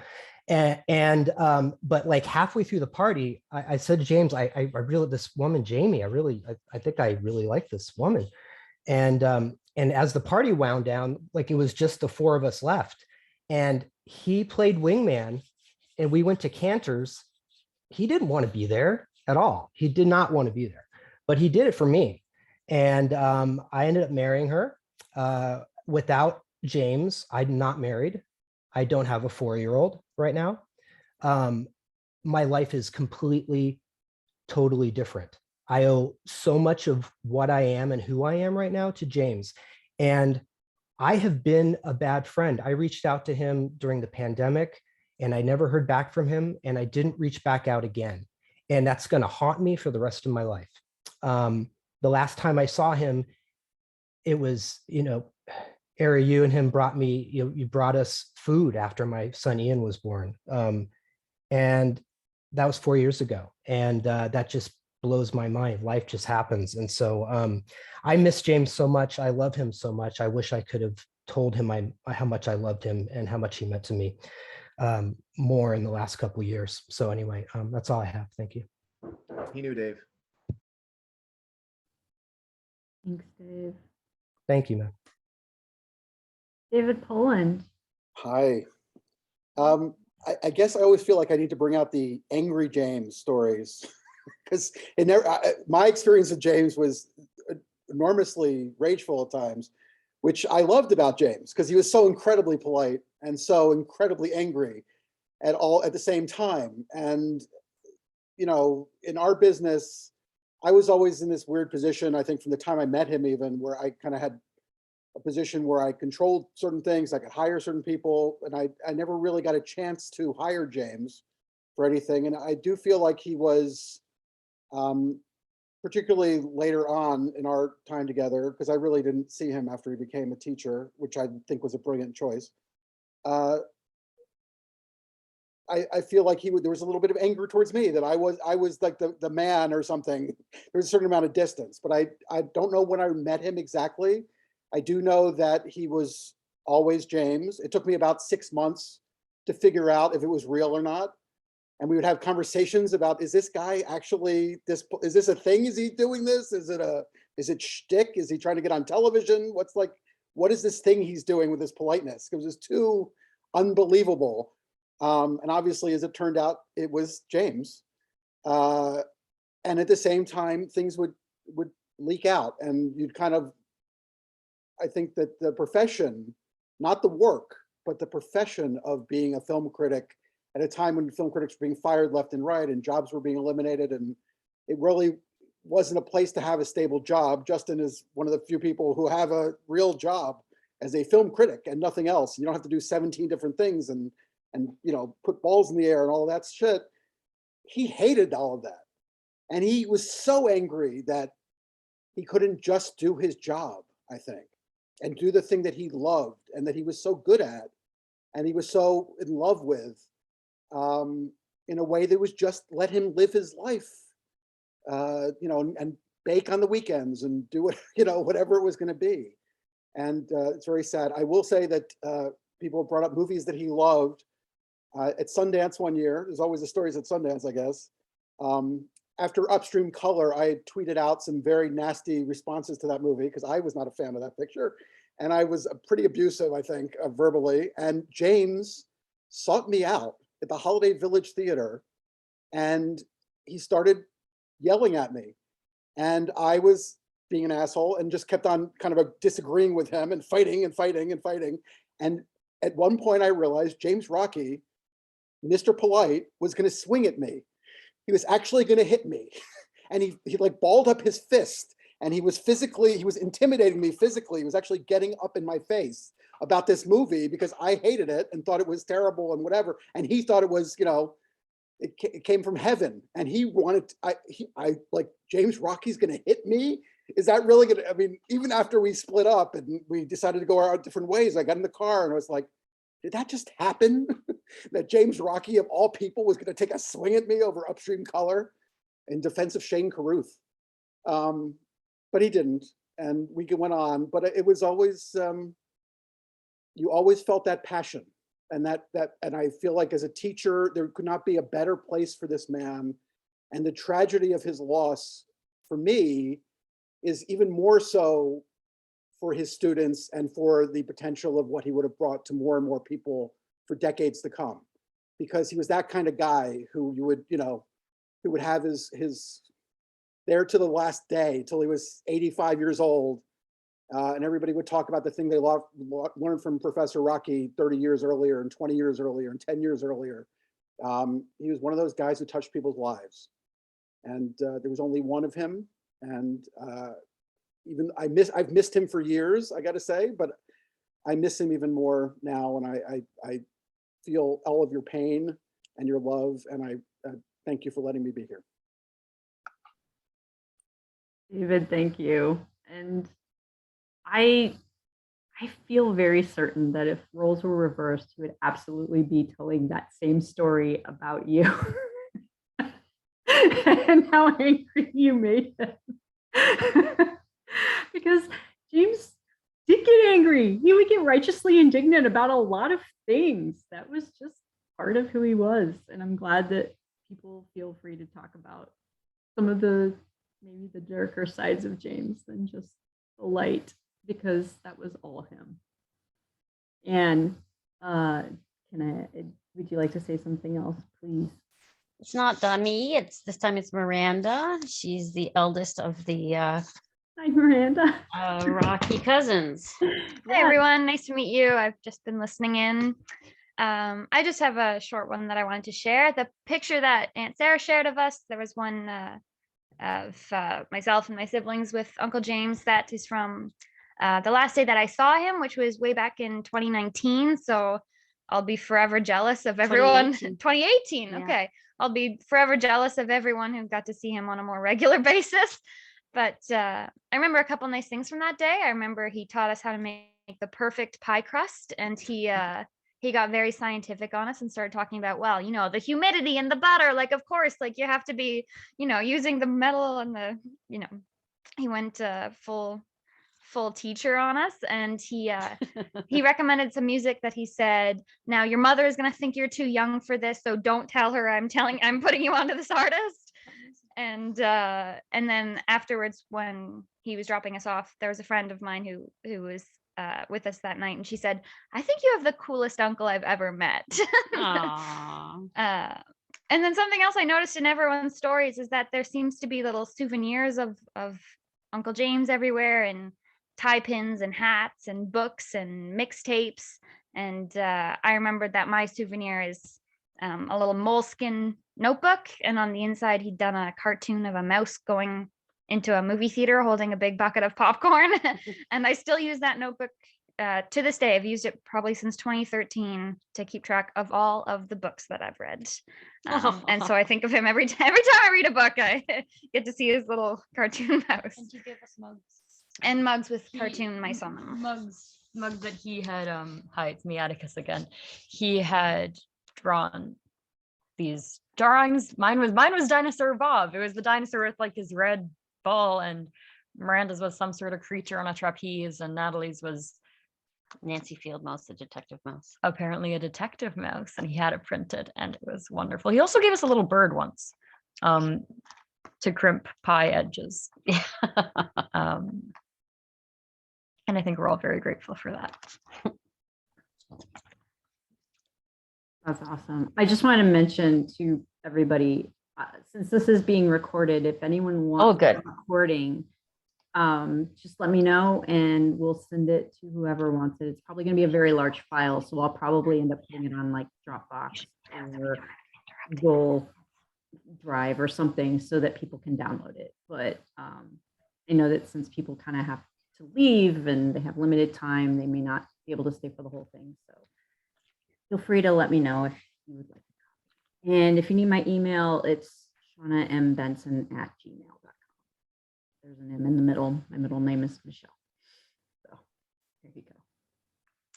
My kids are nudging me. They said that I should maybe speak and then we won't have to interrupt again. But I wanted to say thank you to Ari and Shauna, and for my family that's on the line, and the Kennedys who are on the line, and old and new friends and friends we are just meeting tonight. So this is a real swell evening, as James might have said. I really appreciate the stories.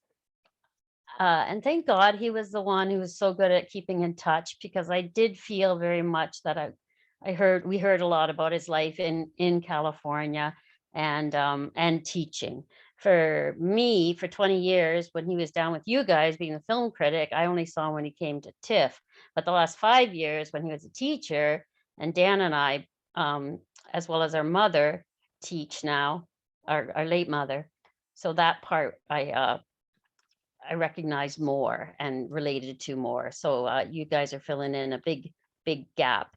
And I don't know if anyone else feels this way, but I always thought when I talked to James, it was like taking a bath in a tsunami, or you went to a car wash, but you forgot the car, like you were just buffeted. And, like he was so smart and so fast that I could not, it was like a mind swipe or something. I just sat there with my jaw open. And as Sarah, my sister, said, we have known him for over 5 decades. So I couldn't tell you one single story, but I just remember him as the essence of James, and sweet, giving, ferociously intelligent, and fantastically funny. And he had a big big heart that physically did not last, but in all of us will last for a long time. Thanks for coming tonight, everyone. Thanks, Anne. Jen Yamato, please. Hello. Now I have to figure out how to lower my hand there. Did I do it? I did it.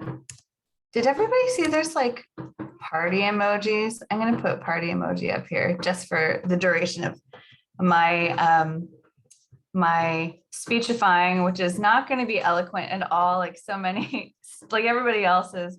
My memories of James, who was my friend for a really long time, not as long as many who've already spoken, and certainly not as long as his wonderful family members. But for me, a long time. I met him, and by the way, oh yes, sorry, Sam is so scattered. I will jump around. I'm a Gemini, it's good. Ariane, Shauna, thank you so much for making this possible. It's also really nice for me to see a lot of old faces and familiar faces of friends and folks and new folks. And so it's just been really lovely. Also, I have wine and that has helped. I highly encourage anybody else. So, okay, James, I met when he and I both lived in the Bay Area and worked in film. He was several years ahead of me in terms of working in film. And I had yet to leave the Bay Area where I grew up to move to LA, but we ended up moving to LA around the same time, but not before I remember attending a party at his house where he baked in San Francisco. He lived like, I feel like he lived like near the Haight or in the Haight. I don't know if anybody can corroborate, but he had a cake party and I gave him a cake stand as like just a, like a thank you gift. Thank you for inviting me to this party. And he still remembered, like over a decade later, he would wax poetic about that cake stand that I gave him over a decade ago in a whole other city, in a whole other part of our lives, at the beginning of our friendship. So when you talk about him having this amazing memory, that's one of the things that I just, he would bring up himself in gratitude. Like he would still be thanking me for that cake stand over a decade ago, which nobody else does that. I think that James was the most delightful person to sit at a press screening with when somebody else has the misfortune of being late to that screening, because to see him silently rage in his seat like we're all doing, but he's the one who would shout in that booming voice down to whatever also misfortunate publicist had to work that screening. He would call them out by name and say, Miss or Mr., why is it that we are all sitting here waiting for one person who is tardy? And he had no shame about it. And I have to say, I think he was ahead of his time, because now I have no shame about doing, calling out people in a theater, and it's very satisfying, and I highly recommend it if people are on their phones. This is the wine rambling, I'm so sorry. Anyway, there came times when after James would have one of these sort of, oh my gosh, Renee just wrote, I've been on the wrong end of that conversation many times, so sorry, Renee. There were many times after moments like that in a press screening when James quietly would say to me, maybe I shouldn't have, done that. So I know that he always had a little bit of remorse about those outbursts, but they were all done for such a good reason in my mind, because I was always in agreement with him. But I think that as our friendship went on, I could really see that he was trying to find deeper meaning in his work. And I think it was Dave Pullen who talked about the grind that film criticism can be, and that is so legit. But I also think that in teaching,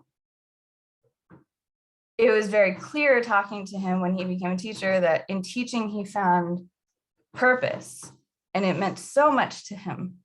And it made film criticism and being a film journalist seem so, not important by comparison every time you would talk to him about it.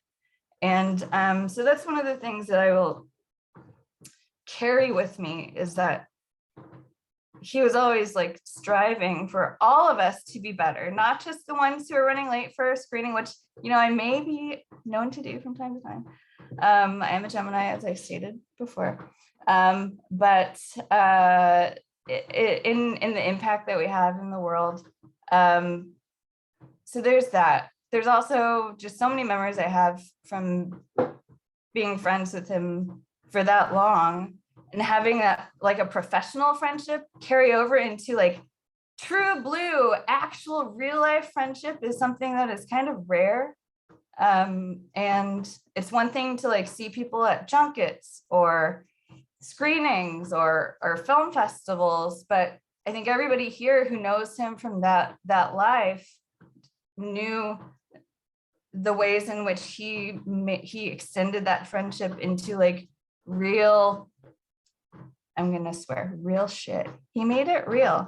And he would bring over donuts on your birthday, he would call you, he would do so many gestures. His love language, I think probably one of them, in addition to being actual language, spoken language and written language, was acts of service for other people. He also had such a great sense of humor and such a grand sense of romanticism. I remember the nerves that he had before he wanted to propose at karaoke, private room karaoke, which is tremendous. What a night. And I think he gave me the job of making sure Selena Gomez's hit song, Love You Like a Love Song, would play at some point in the night. Anyway, such grand romantic gestures, really fun, because I think he showed a lot of people, myself included, how to actually be a human being in the world. I'm going to end my wine ramble here by quoting, there's this memory that another film festival organizer, Melanie Addington from the Oxford Film Festival, which is one of these great festivals that a bunch of us used to go to like a lifetime ago in Oxford, Mississippi. She shared recently, and I'm just gonna quote it. James Rocky will always hold a special place in my heart for the night he stood in Oxford in his full suit, not aware that he was slowly sinking into a pool, which I can corroborate because I was there. I saw it happen. It was amazing. Indeed, he walked out onto a covered swimming pool during night. It was like, this is one of these small town festivals where after parties are held at the homes of people from the community, and they're lovely. And so we were all just hanging out outside and the pool was covered. It's dark, it's Mississippi. It's not like it's not like a warm night or by any measure. And he just didn't realize that he was walking in his full James Rocky suit onto the pool cover and just like slowly sank down, just ever so slowly, until people pointed at it. Well, it was probably very obvious to him at that point. And then watching him just try to, and succeed in holding to his dignity, which I always thought was a Canadian trait. I thought his sense of humor was Canadian. He was my first Canadian friend ever. And then I met other Canadians and I realized, no, that's just James, very specifically James. Anyway, those are all of the stories I have to wine ramble and share right now. Thank you all. It's been very lovely to share this moment with you. That was better than anything I wrote, honestly. Like, just channel the wine and, energy always. So I think you're in good shape. Not to mention the fact that you do have an actual job. Like, which he was very, very proud of, by the way. He was really proud of you, Jen. Ari. I mean, and James told me and Sean on several occasions that when he dies to cremate him and blow his ashes in the faces of his enemies. So if anybody knows where Jeff Wells is, I'm in. Let's fucking do this. I said I would put some aside. I would make that. We're gonna set some aside. I don't know if my friend Austin is still here, but we when we first started dating, we went to this like Journey cover band, and at like the Roxy or somewhere on Sunset. We had friends with us, and James was like, "I'll go to the bar and I'll get drinks for everyone." This was like 2011, 2012, I don't know. And he comes back with drinks for everyone, and he goes, "Everybody act fucking cool, okay, guys? Don't embarrass me. Dean Kane is here." And then he goes, "Ariane, act like you've fucking been somewhere before." And I was like, "I'm gonna marry the shit out of this guy. This guy's hilarious." And it was a really great ride. He's the best.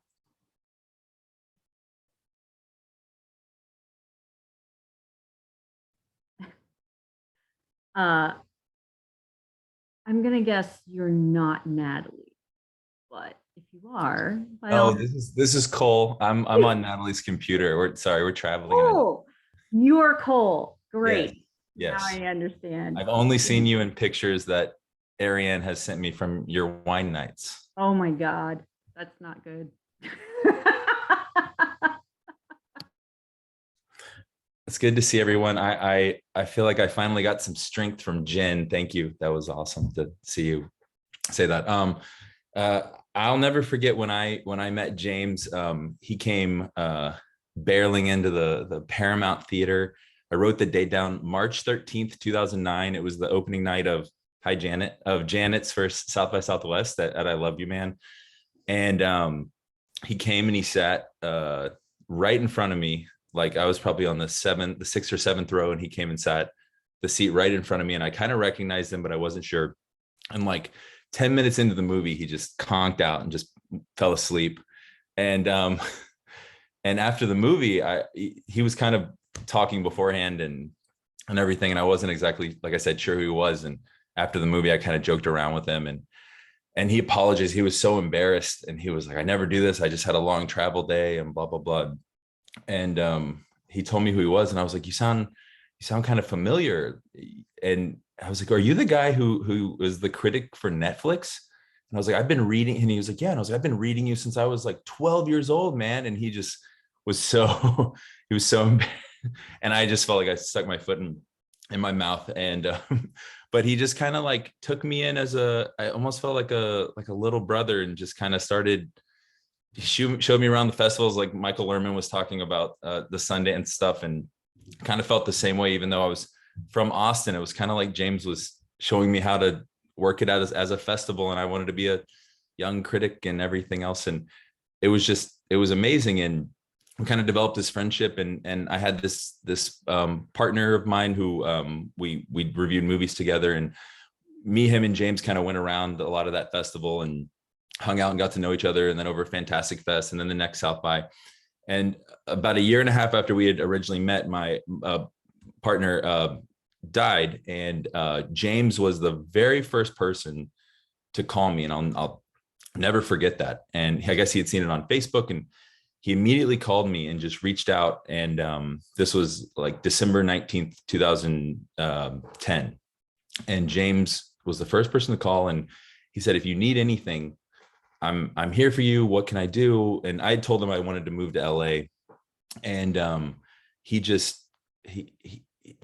like, I barely knew him. I mean, I'd been to a couple festivals with him, and he told me to come stay with him, and I did. And I remember when I flew out, and he like picked me up from the airport, and it was like amazing. I mean, I was like 22 years old, and this this film critic that I had admired since I was a kid, just like, I was kind of idolized him. I was like, I read Roger Ebert, and I read James Rocky because I loved Roger Ebert from the TV show, and I loved Netflix. And it's just kind of like, that's when I was a teenager. I don't know. And so I just felt like so honored that he would do that. And I remember I would wake up on his couch in the mornings, and I see Will Goss. I know you probably slept on there a few times too. And that's some other people probably have as well. And I would wake up sometimes at like 5 or 6 in the morning, and he'd be doing a review with like KPRW, Bob and Jim's Morning Zoo in Minneapolis or whatever. And he would just do all these different morning radio shows. And he just had this incredible hustle and grind. And, you know, he had this really cool apartment on Hayworth. I'm sure a lot of you guys had been there and remembered that. But, you know, James just showed such compassion and love. And I was really kind of misguided when I came out to LA, and I thought I was going to kind of fix some of my problems with going through a tragic death and everything. And it didn't. And I really kind of flamed out, and I was really young and I felt so embarrassed. And James had, you know, helped me kind of get there. And I went back to Texas for like about a year, and I was thinking about coming back, and I'd kind of lost touch with James over that year. And we met, and we had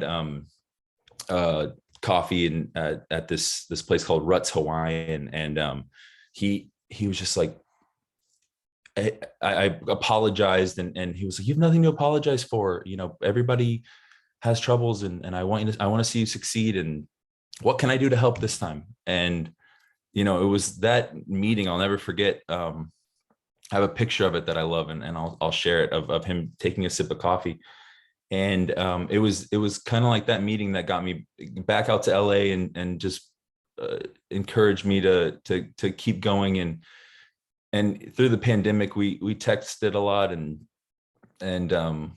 got to see him a couple times when we went on hikes. And he was so sweet to our dogs, and just showed so much love. And him and Ariane would buy them treats, and when we meet up for social distance picnics and stuff. And he was just, you know, I felt like, you know, hearing some of his students talk, like I felt like I was one of his students too. He just taught me so much about life and how to be a better person. And he's just such an amazing guy. I don't know his family, but I just want to say how much he meant to me. And a week after James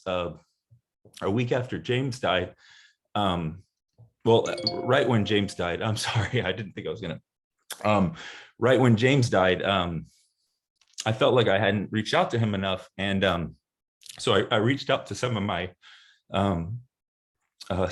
closest friends. And I texted like Jen and a couple other people on here. And sorry, it makes me happy to see you. And a couple of my close friends from back home that I hadn't seen in a while. And a week later, one of them died as well. And I just went to his funeral in Austin last week. And but if it, you know, even after James was gone, he still made me a better person and got me to reach out, you know, and it's unfortunate, but I mean, it's the little things, like just what an amazing person. And oh, sorry, I didn't think I was gonna do that. So it's just really nice to see everybody on here and just to be able to share how great he was, and to see all the love. And, you know, I see some other people like Will Goss and Brian Udovich, and just so many other people that I'd love to reach out. Michael Lerman, and love to reach out to and say hi and reconnect to. Scott Weinberger, we reached out to. And there's just a lot of great people. I'd love to keep James's memory going on and reconnect with some people that I met because of him. I wouldn't know Jen if it wasn't for him, and I wouldn't know Ariane as well if it wasn't for him. And just so many people. I mean, he just brought so many of us together, and just what a great guy. You know, I don't know what else to say, but I really appreciate being able to do this, and thank you. Thanks, Cole. I'm really glad to have you here. Hey, Mike and Helen, what's going on? What isn't Scott? Scott, why don't you go next? And by the way, hi, Scott. Hi, Scott. Hi guys, hi everybody.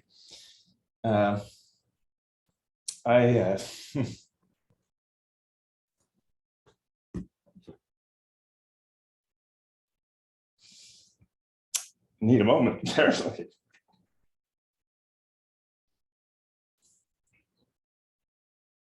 Hmm.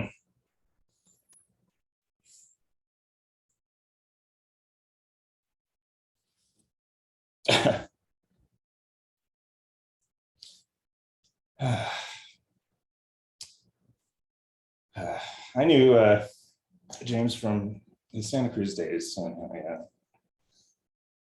I met he and Liz at a party with some of the most patchouli smelling hippies you'll ever meet, which speaks to the easy way that James related to so many people that you've all already attested to.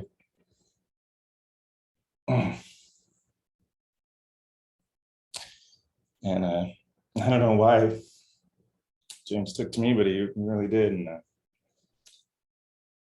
Ian was practically adopted me.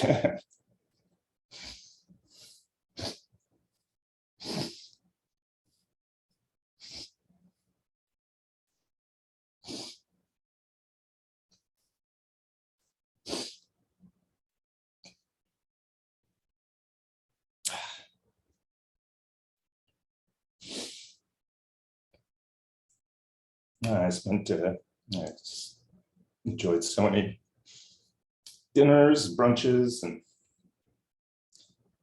those dead celebrities parties. I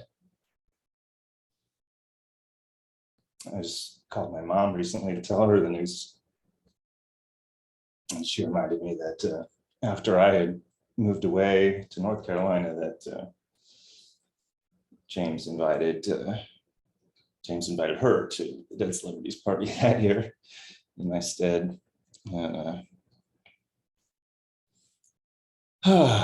so many things I could say, but I was moved to speak by what Jen had to say about just thinking that Canadians must be so cool. I remember thinking the same thing.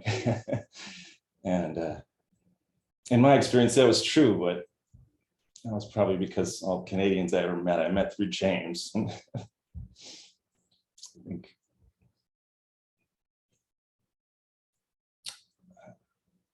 virtually everyone I met through James was a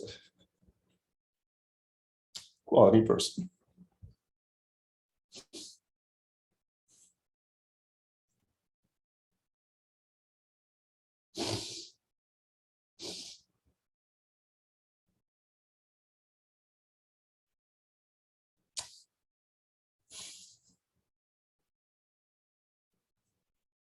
Thanks, Scott. I know it's not easy sometimes. Really. So happy to see so many of you here tonight. James, you missed. Thank you.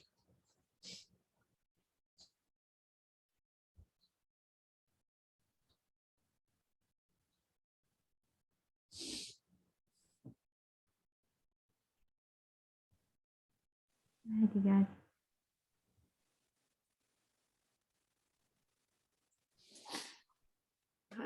Hi everyone.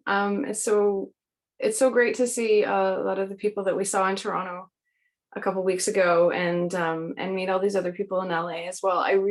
That night in Toronto, I ended the evening saying to my friend, I think I'm gonna fly to LA for the 29th.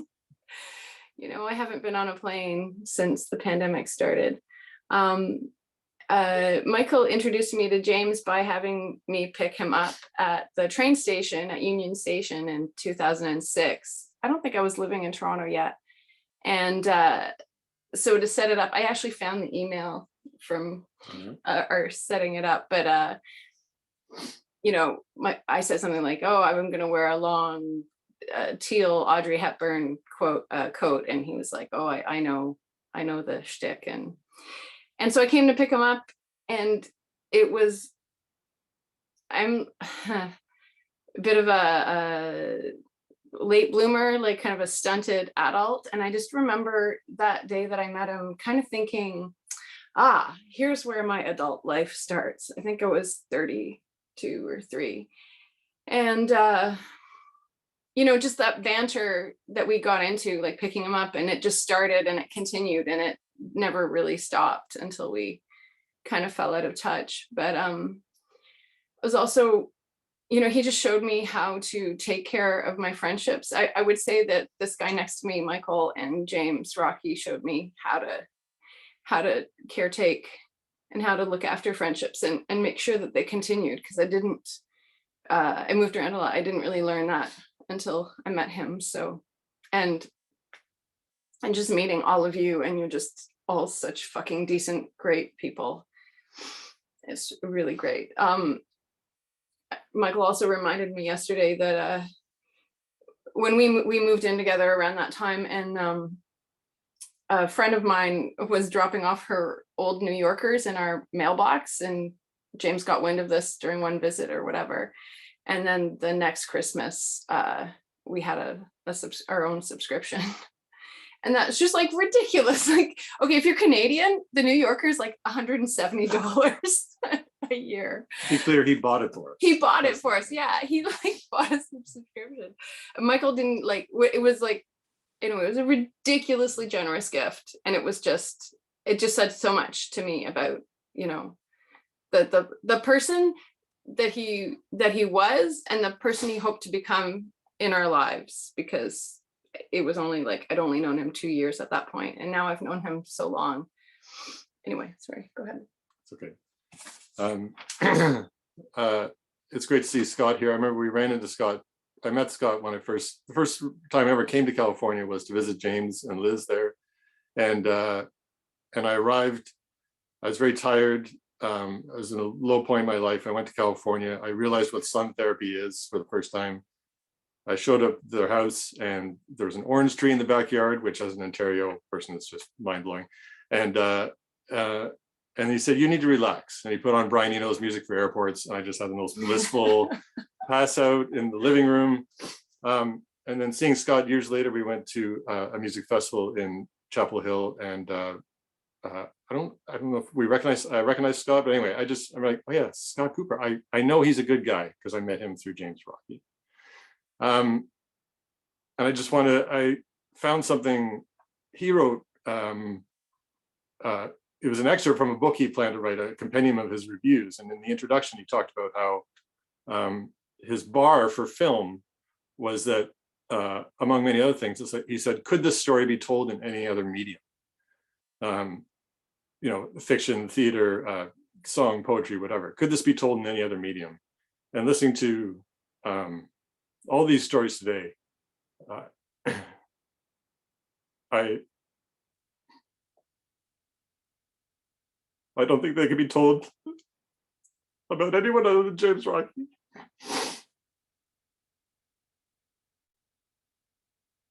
I'll stop there. Thank you, Scott, for weeping openly before me. Okay, next.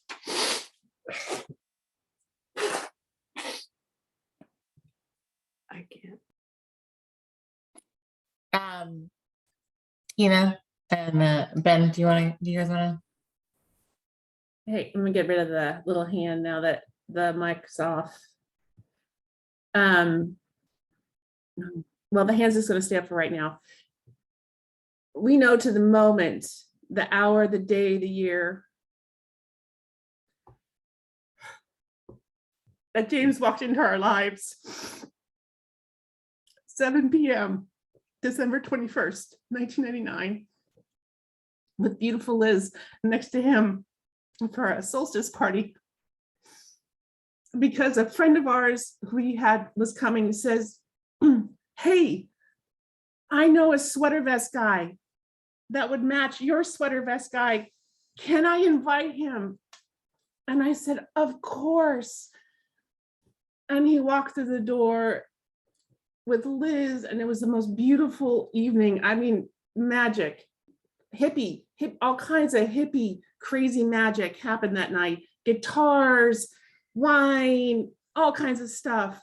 And at the end of the night, when we were leaving that party, folks were going out, they walked onto the porch, and it was a clear night. You could see all the stars. All the stars were out there. And James and Liz stood on a step of our little porch, And James looked up to the sky and he started to sing, "When the moon hits your eye, like a big pizza pie, that's amore." And he sang all the verses as he would, because he loved the Rat Pack. He loved Dean Martin. And forever on, that is our song on that night, where we can honor how much we love him. And his beautiful family, who we've only met Dan once. We've met Attenborough once, I think. And to all those Canadian wonderful people who got him so much longer, God bless you. He could be a sore loser at Trivial Pursuit because I beat him the first time and he was angry as hell. But he was the most kind and generous and honorable human being I have ever known. And my life will ever be smaller because he's not with us. I miss his sweater vest. I miss seeing him and Ben stand at the front of the pergola seat, both wearing sweater vests, khaki pants, and Oxford button-down shirts, and Liz looking at each other and I going, were they separated at birth? Who dresses these people this way in Santa Cruz? What is that type of person? The honorable and the wonderful. And he was committed to education. It was a passion. It was an obsession. Public Education. No private education. No, Public. public. All the way. And to all of his wonderful students, and I can't see where his lovely student is now on the screen, but he believed 100% in you, always. Miss Vega, he believed 100% in you. And so do we. Thank you. The best. Liz, the OG.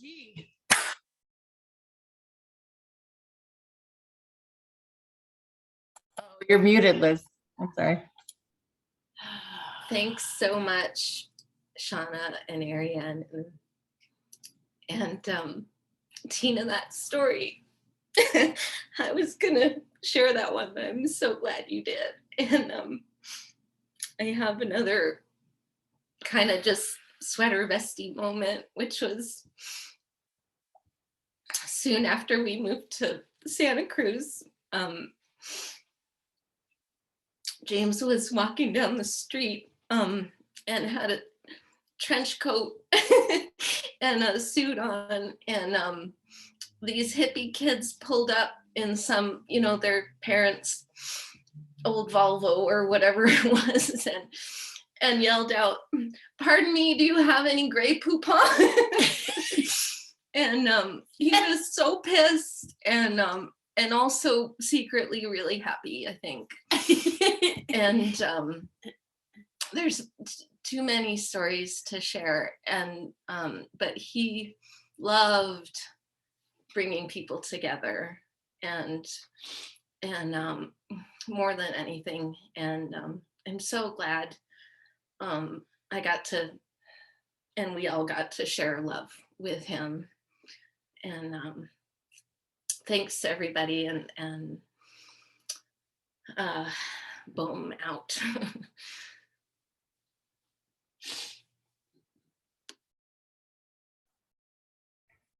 Sean, I don't know if you want to say anything else. The only silver lining in this has been for me getting to know Shauna and knowing that James was like super happy and super in love. And it's been really good to see. Oh, the last text message that I have from James says, "I like to think I can still surprise you." And this is literally the worst surprise of my entire life. It's terrible and I hate it. But I'm so happy to, share my love of James with you guys. And I'm really blessed for all the people he introduced me to, for all the people who came into my life because of James. And he's a magical person. I'm really Hi, glad guys. that I've gotten to know you as well, Ariane. Oh, And I'm sorry. I'm yeah, one quick Brian, mic. go. I know, unfortunately, I'm on a Chromebook, so I can't put my hand up the way everybody else No, can. you're fine. So I want to jump in. I had the honor and privilege of meeting James when I was 16. Didn't go to high school together, but we met doing a musical together in Hamilton. I still remember meeting him there in the hallways of Westdale High School in Hamilton. But spending a couple of years with him there as we finished high school together, and some of the wonderful angsty things that go with that, and some of the awful things that go along with that time. And spending a lot of time in the backyard of Casa Rocky with many people in the Rocky family, sharing a stage with James, but also getting to share a stage with Dan, one of his older brothers, when we went to university together, which also gave James an excuse to come and visit. So he'd visit the two of us, and that we could see him more. And Dan, I want to say, first, I want to say it's been delightful to meet those of you. The Toronto gathering a couple of weeks ago was wonderful. Dan couldn't be there, but to meet your wife and your kids was also an honor and a privilege. Yep, right there. I've been angry and jealous at all of you people for decades for taking him away from me. And now that I've had a chance to meet all of you, I can't stay angry at you anymore, because as has been said a couple of times, my God, you're lovely people, and that shouldn't have surprised me, that James surround himself with a lot of people, but the ones that stayed were the good ones, the ones that challenged him, that delighted him, and that loved him. And I'll wrap this up by saying that James was the smartest person that I ever knew, ever. No one's replaced that in all these years. Also, at 16, 17, 18 years old, he challenged me. He made me smarter. He made me want to listen to more music. He made me want to read more books. He made me want to be smarter like him, so that I could catch up a little bit to him, just a little, but to be better and stronger and smarter. And tonight, meeting all of you and meeting you, Miss Vega, he's done it again. He's made me want to be smarter and stronger and better. And I'll always love him for that. Thank you. Thank you, Brian. You know, he may have become an American, but he was still very truly Canadian at heart. And his passionate support for like Canadian bands, I think, is unparalleled. But Susie, please say a few words.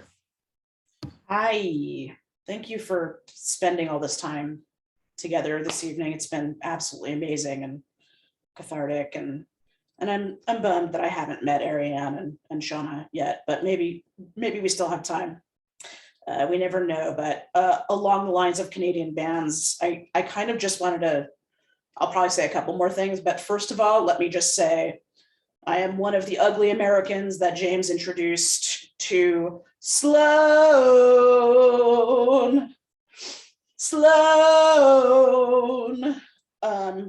Really, really important to me, important band to me, lots of important music moments with James. And I just, I think the thing that's striking me about this gathering is that, we lost a lot of touch over the years. And I think one of the things that was hard for me about James was that he was a man of such depth and at the same time could be such a bombastic performer and do such a great fucking song and dance if he didn't want to deal with a thing.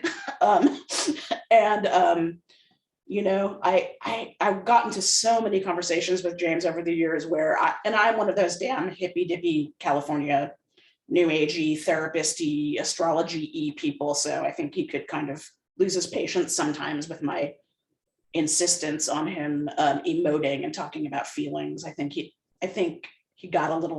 may have got a little uncomfortable with that sometimes. But one of the things that I am loving about this gathering of people is that he was such an authentic person that we all knew both those sides of James. We all knew the depth and the realness and the way that he could get into the gravitas and the existential awe of life and the frustrating realities of grief, that he could really dig deep into that when he wanted to. And he could also be the entertainer and be the joyful, boisterous person who brought people together. And I just have to acknowledge that, like, he was both those things and all of those things. And it's so obvious that we all knew that about him. And it just makes me really, really happy that sometimes I had fears about James, that he wasn't able to kind of like do both those things at the same time. And I feel really happy to know that he was really just authentically James with everyone he loved. And I fucking love that guy, and I'm really mad that he's dead. So thanks, everybody. Thanks, Susie. I think that one of the things, having known James from years ago and then knowing him again, he really changed. I mean, he really embraced therapy. He embraced getting in touch with his emotions. Sometimes not always pretty when he did, but he got better about talking about those kinds of things. And that was one of the things I really, really appreciated about him in the last few months, was that he was very open and honest, and he didn't shy away from talking about the things that he didn't want to be feeling, at any given moment, and working through that. So I think that if you had the opportunity to see him now, you'd be really proud of him, because I think he did a lot of work. For sure. And I saw a lot of that too. Yeah. Sarah, you want to help us wrap it up? Fiona.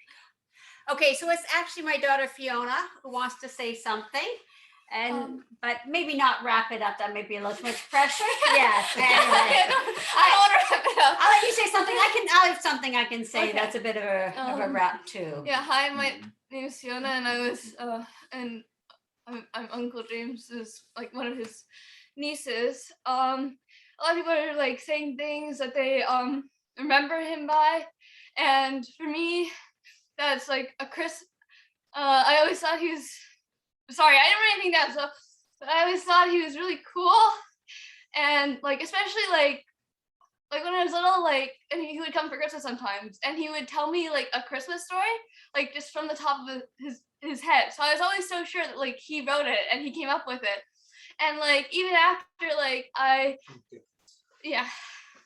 the Charles Dickens story, and even after I found out that it wasn't really him who wrote it, I still thought he was cool, because he always seemed to like know like a little bit about everything. Like we would go like to museums and things with him when we saw him, like one time in Ontario, or when we saw him once when we in Seattle, and like he always seemed to know like a bit about everything, which I think is why like I guess me and my brother would always argue with him a bit, not really argue, but I guess debate with him whenever we saw him. We would just find something to like kind of poke at him with, like not in a mean way, but just because I just wanted to hear him talk about these things.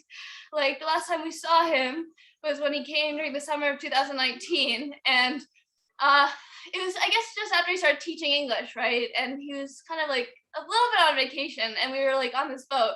But for like the full 2 hours, me and my brother, we just argued with him about why poetry was stupid, which is not the way you want to spend your vacation. But we just debated him for 2 hours, and he never really got angry or upset with us, even though like something he cared about a lot. But yeah, it was just, he just like, even though what we said was probably completely wrong or like, you know, made up, he just like, he cared about like what we were saying, and he's very special. Thank you. Thanks, Fiona. Thanks.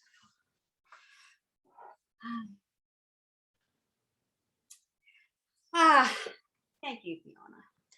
So one of the things that I always, that nobody has mentioned, but when I would go down, one of the things that inspired me about James and is when I would go down and visit, how connected he was with not just his friends, but everybody he met on this, who he dealt with on a day-to-day basis. He knew the baristas, he knew the bouncers at the bars, even when he was a student in London.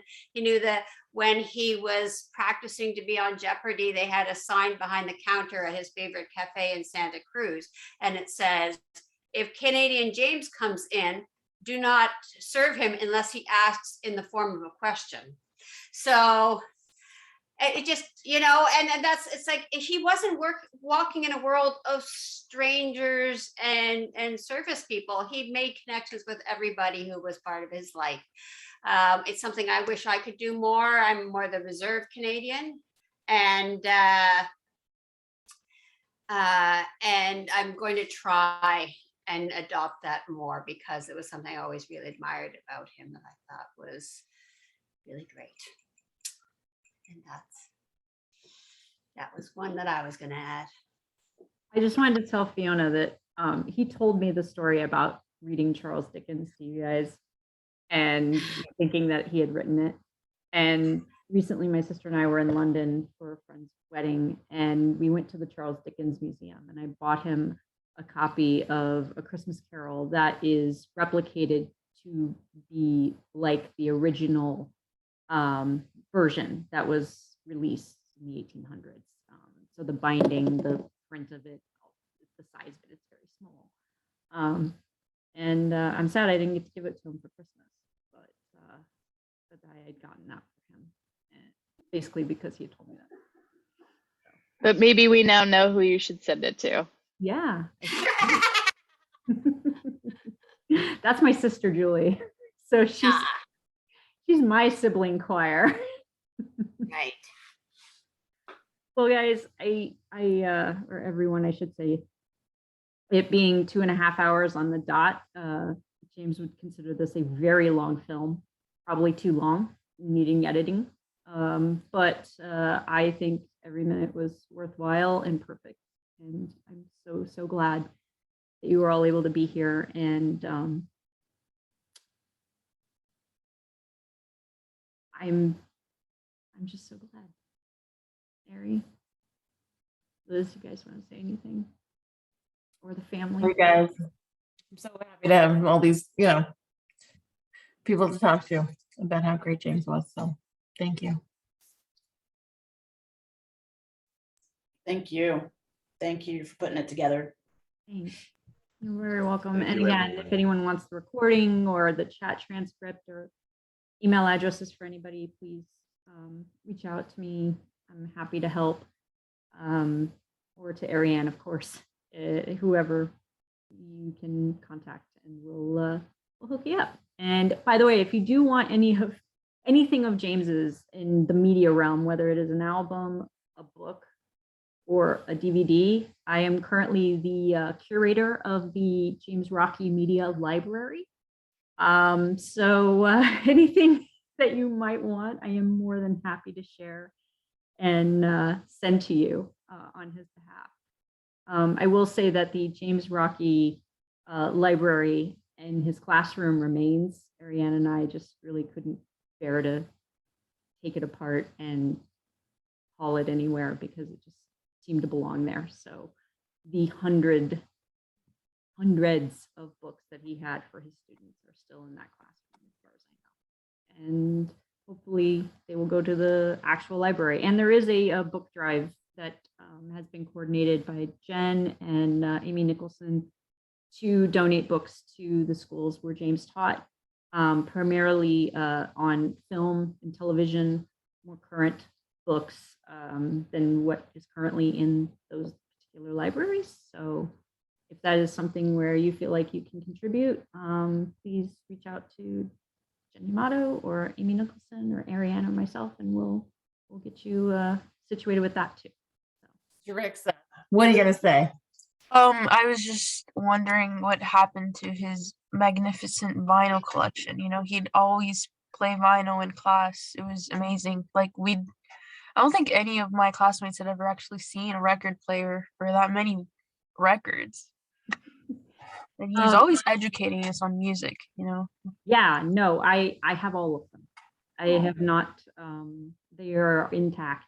We have not disposed of any of those items, his albums, his DVDs, his books. If we had it at his house, it is either in my possession or it has already been distributed to someone who wanted something. So anyone can contact me if they want. Jerixa, what year are you gonna be president? Yeah. Just tell us when to vote for you. It would have to be 2040. Okay. Because then I'd be 38, yes. 35 is the minimum. Right, so 30, 40, 2040, sorry. Well, look, you gotta You go. guys remember to vote Vega in 2040. We're gonna vote Vega probably for senator or governor first. That would be Let's be amazing. fair. Yeah. Cool. And- Heard it here first. Yeah, thanks. Thank you so much. And thanks everybody. Yeah. Talk to you all soon, I hope. It's so great to meet some of you for the first time. It's so great to see some of you again after so many years. So thanks all. We love you guys. Thank you. I really like the idea of singing happy birthday. Oh, I love that too. Yes. Let's do it. Wait, we have to do it. All James, right. Everybody, you gotta unmute yourself. Are you fucking ready, Drew? Everybody unmute themselves. Yes. I mean, so, okay, let's make it sound like a telephone first. Are you ready? So here I go. Here we go. Tuning fork. Oh.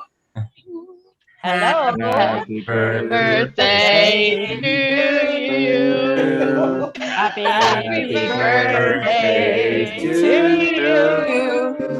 Happy birthday, dear James. And also sound like Happy birthday to you.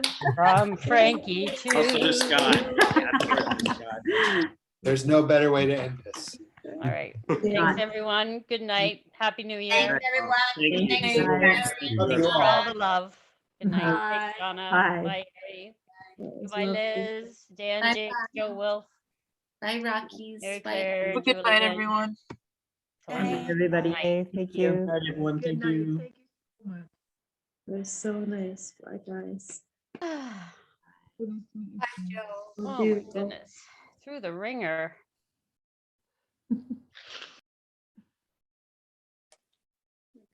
I'm last woman standing. I'm running this show. Okay.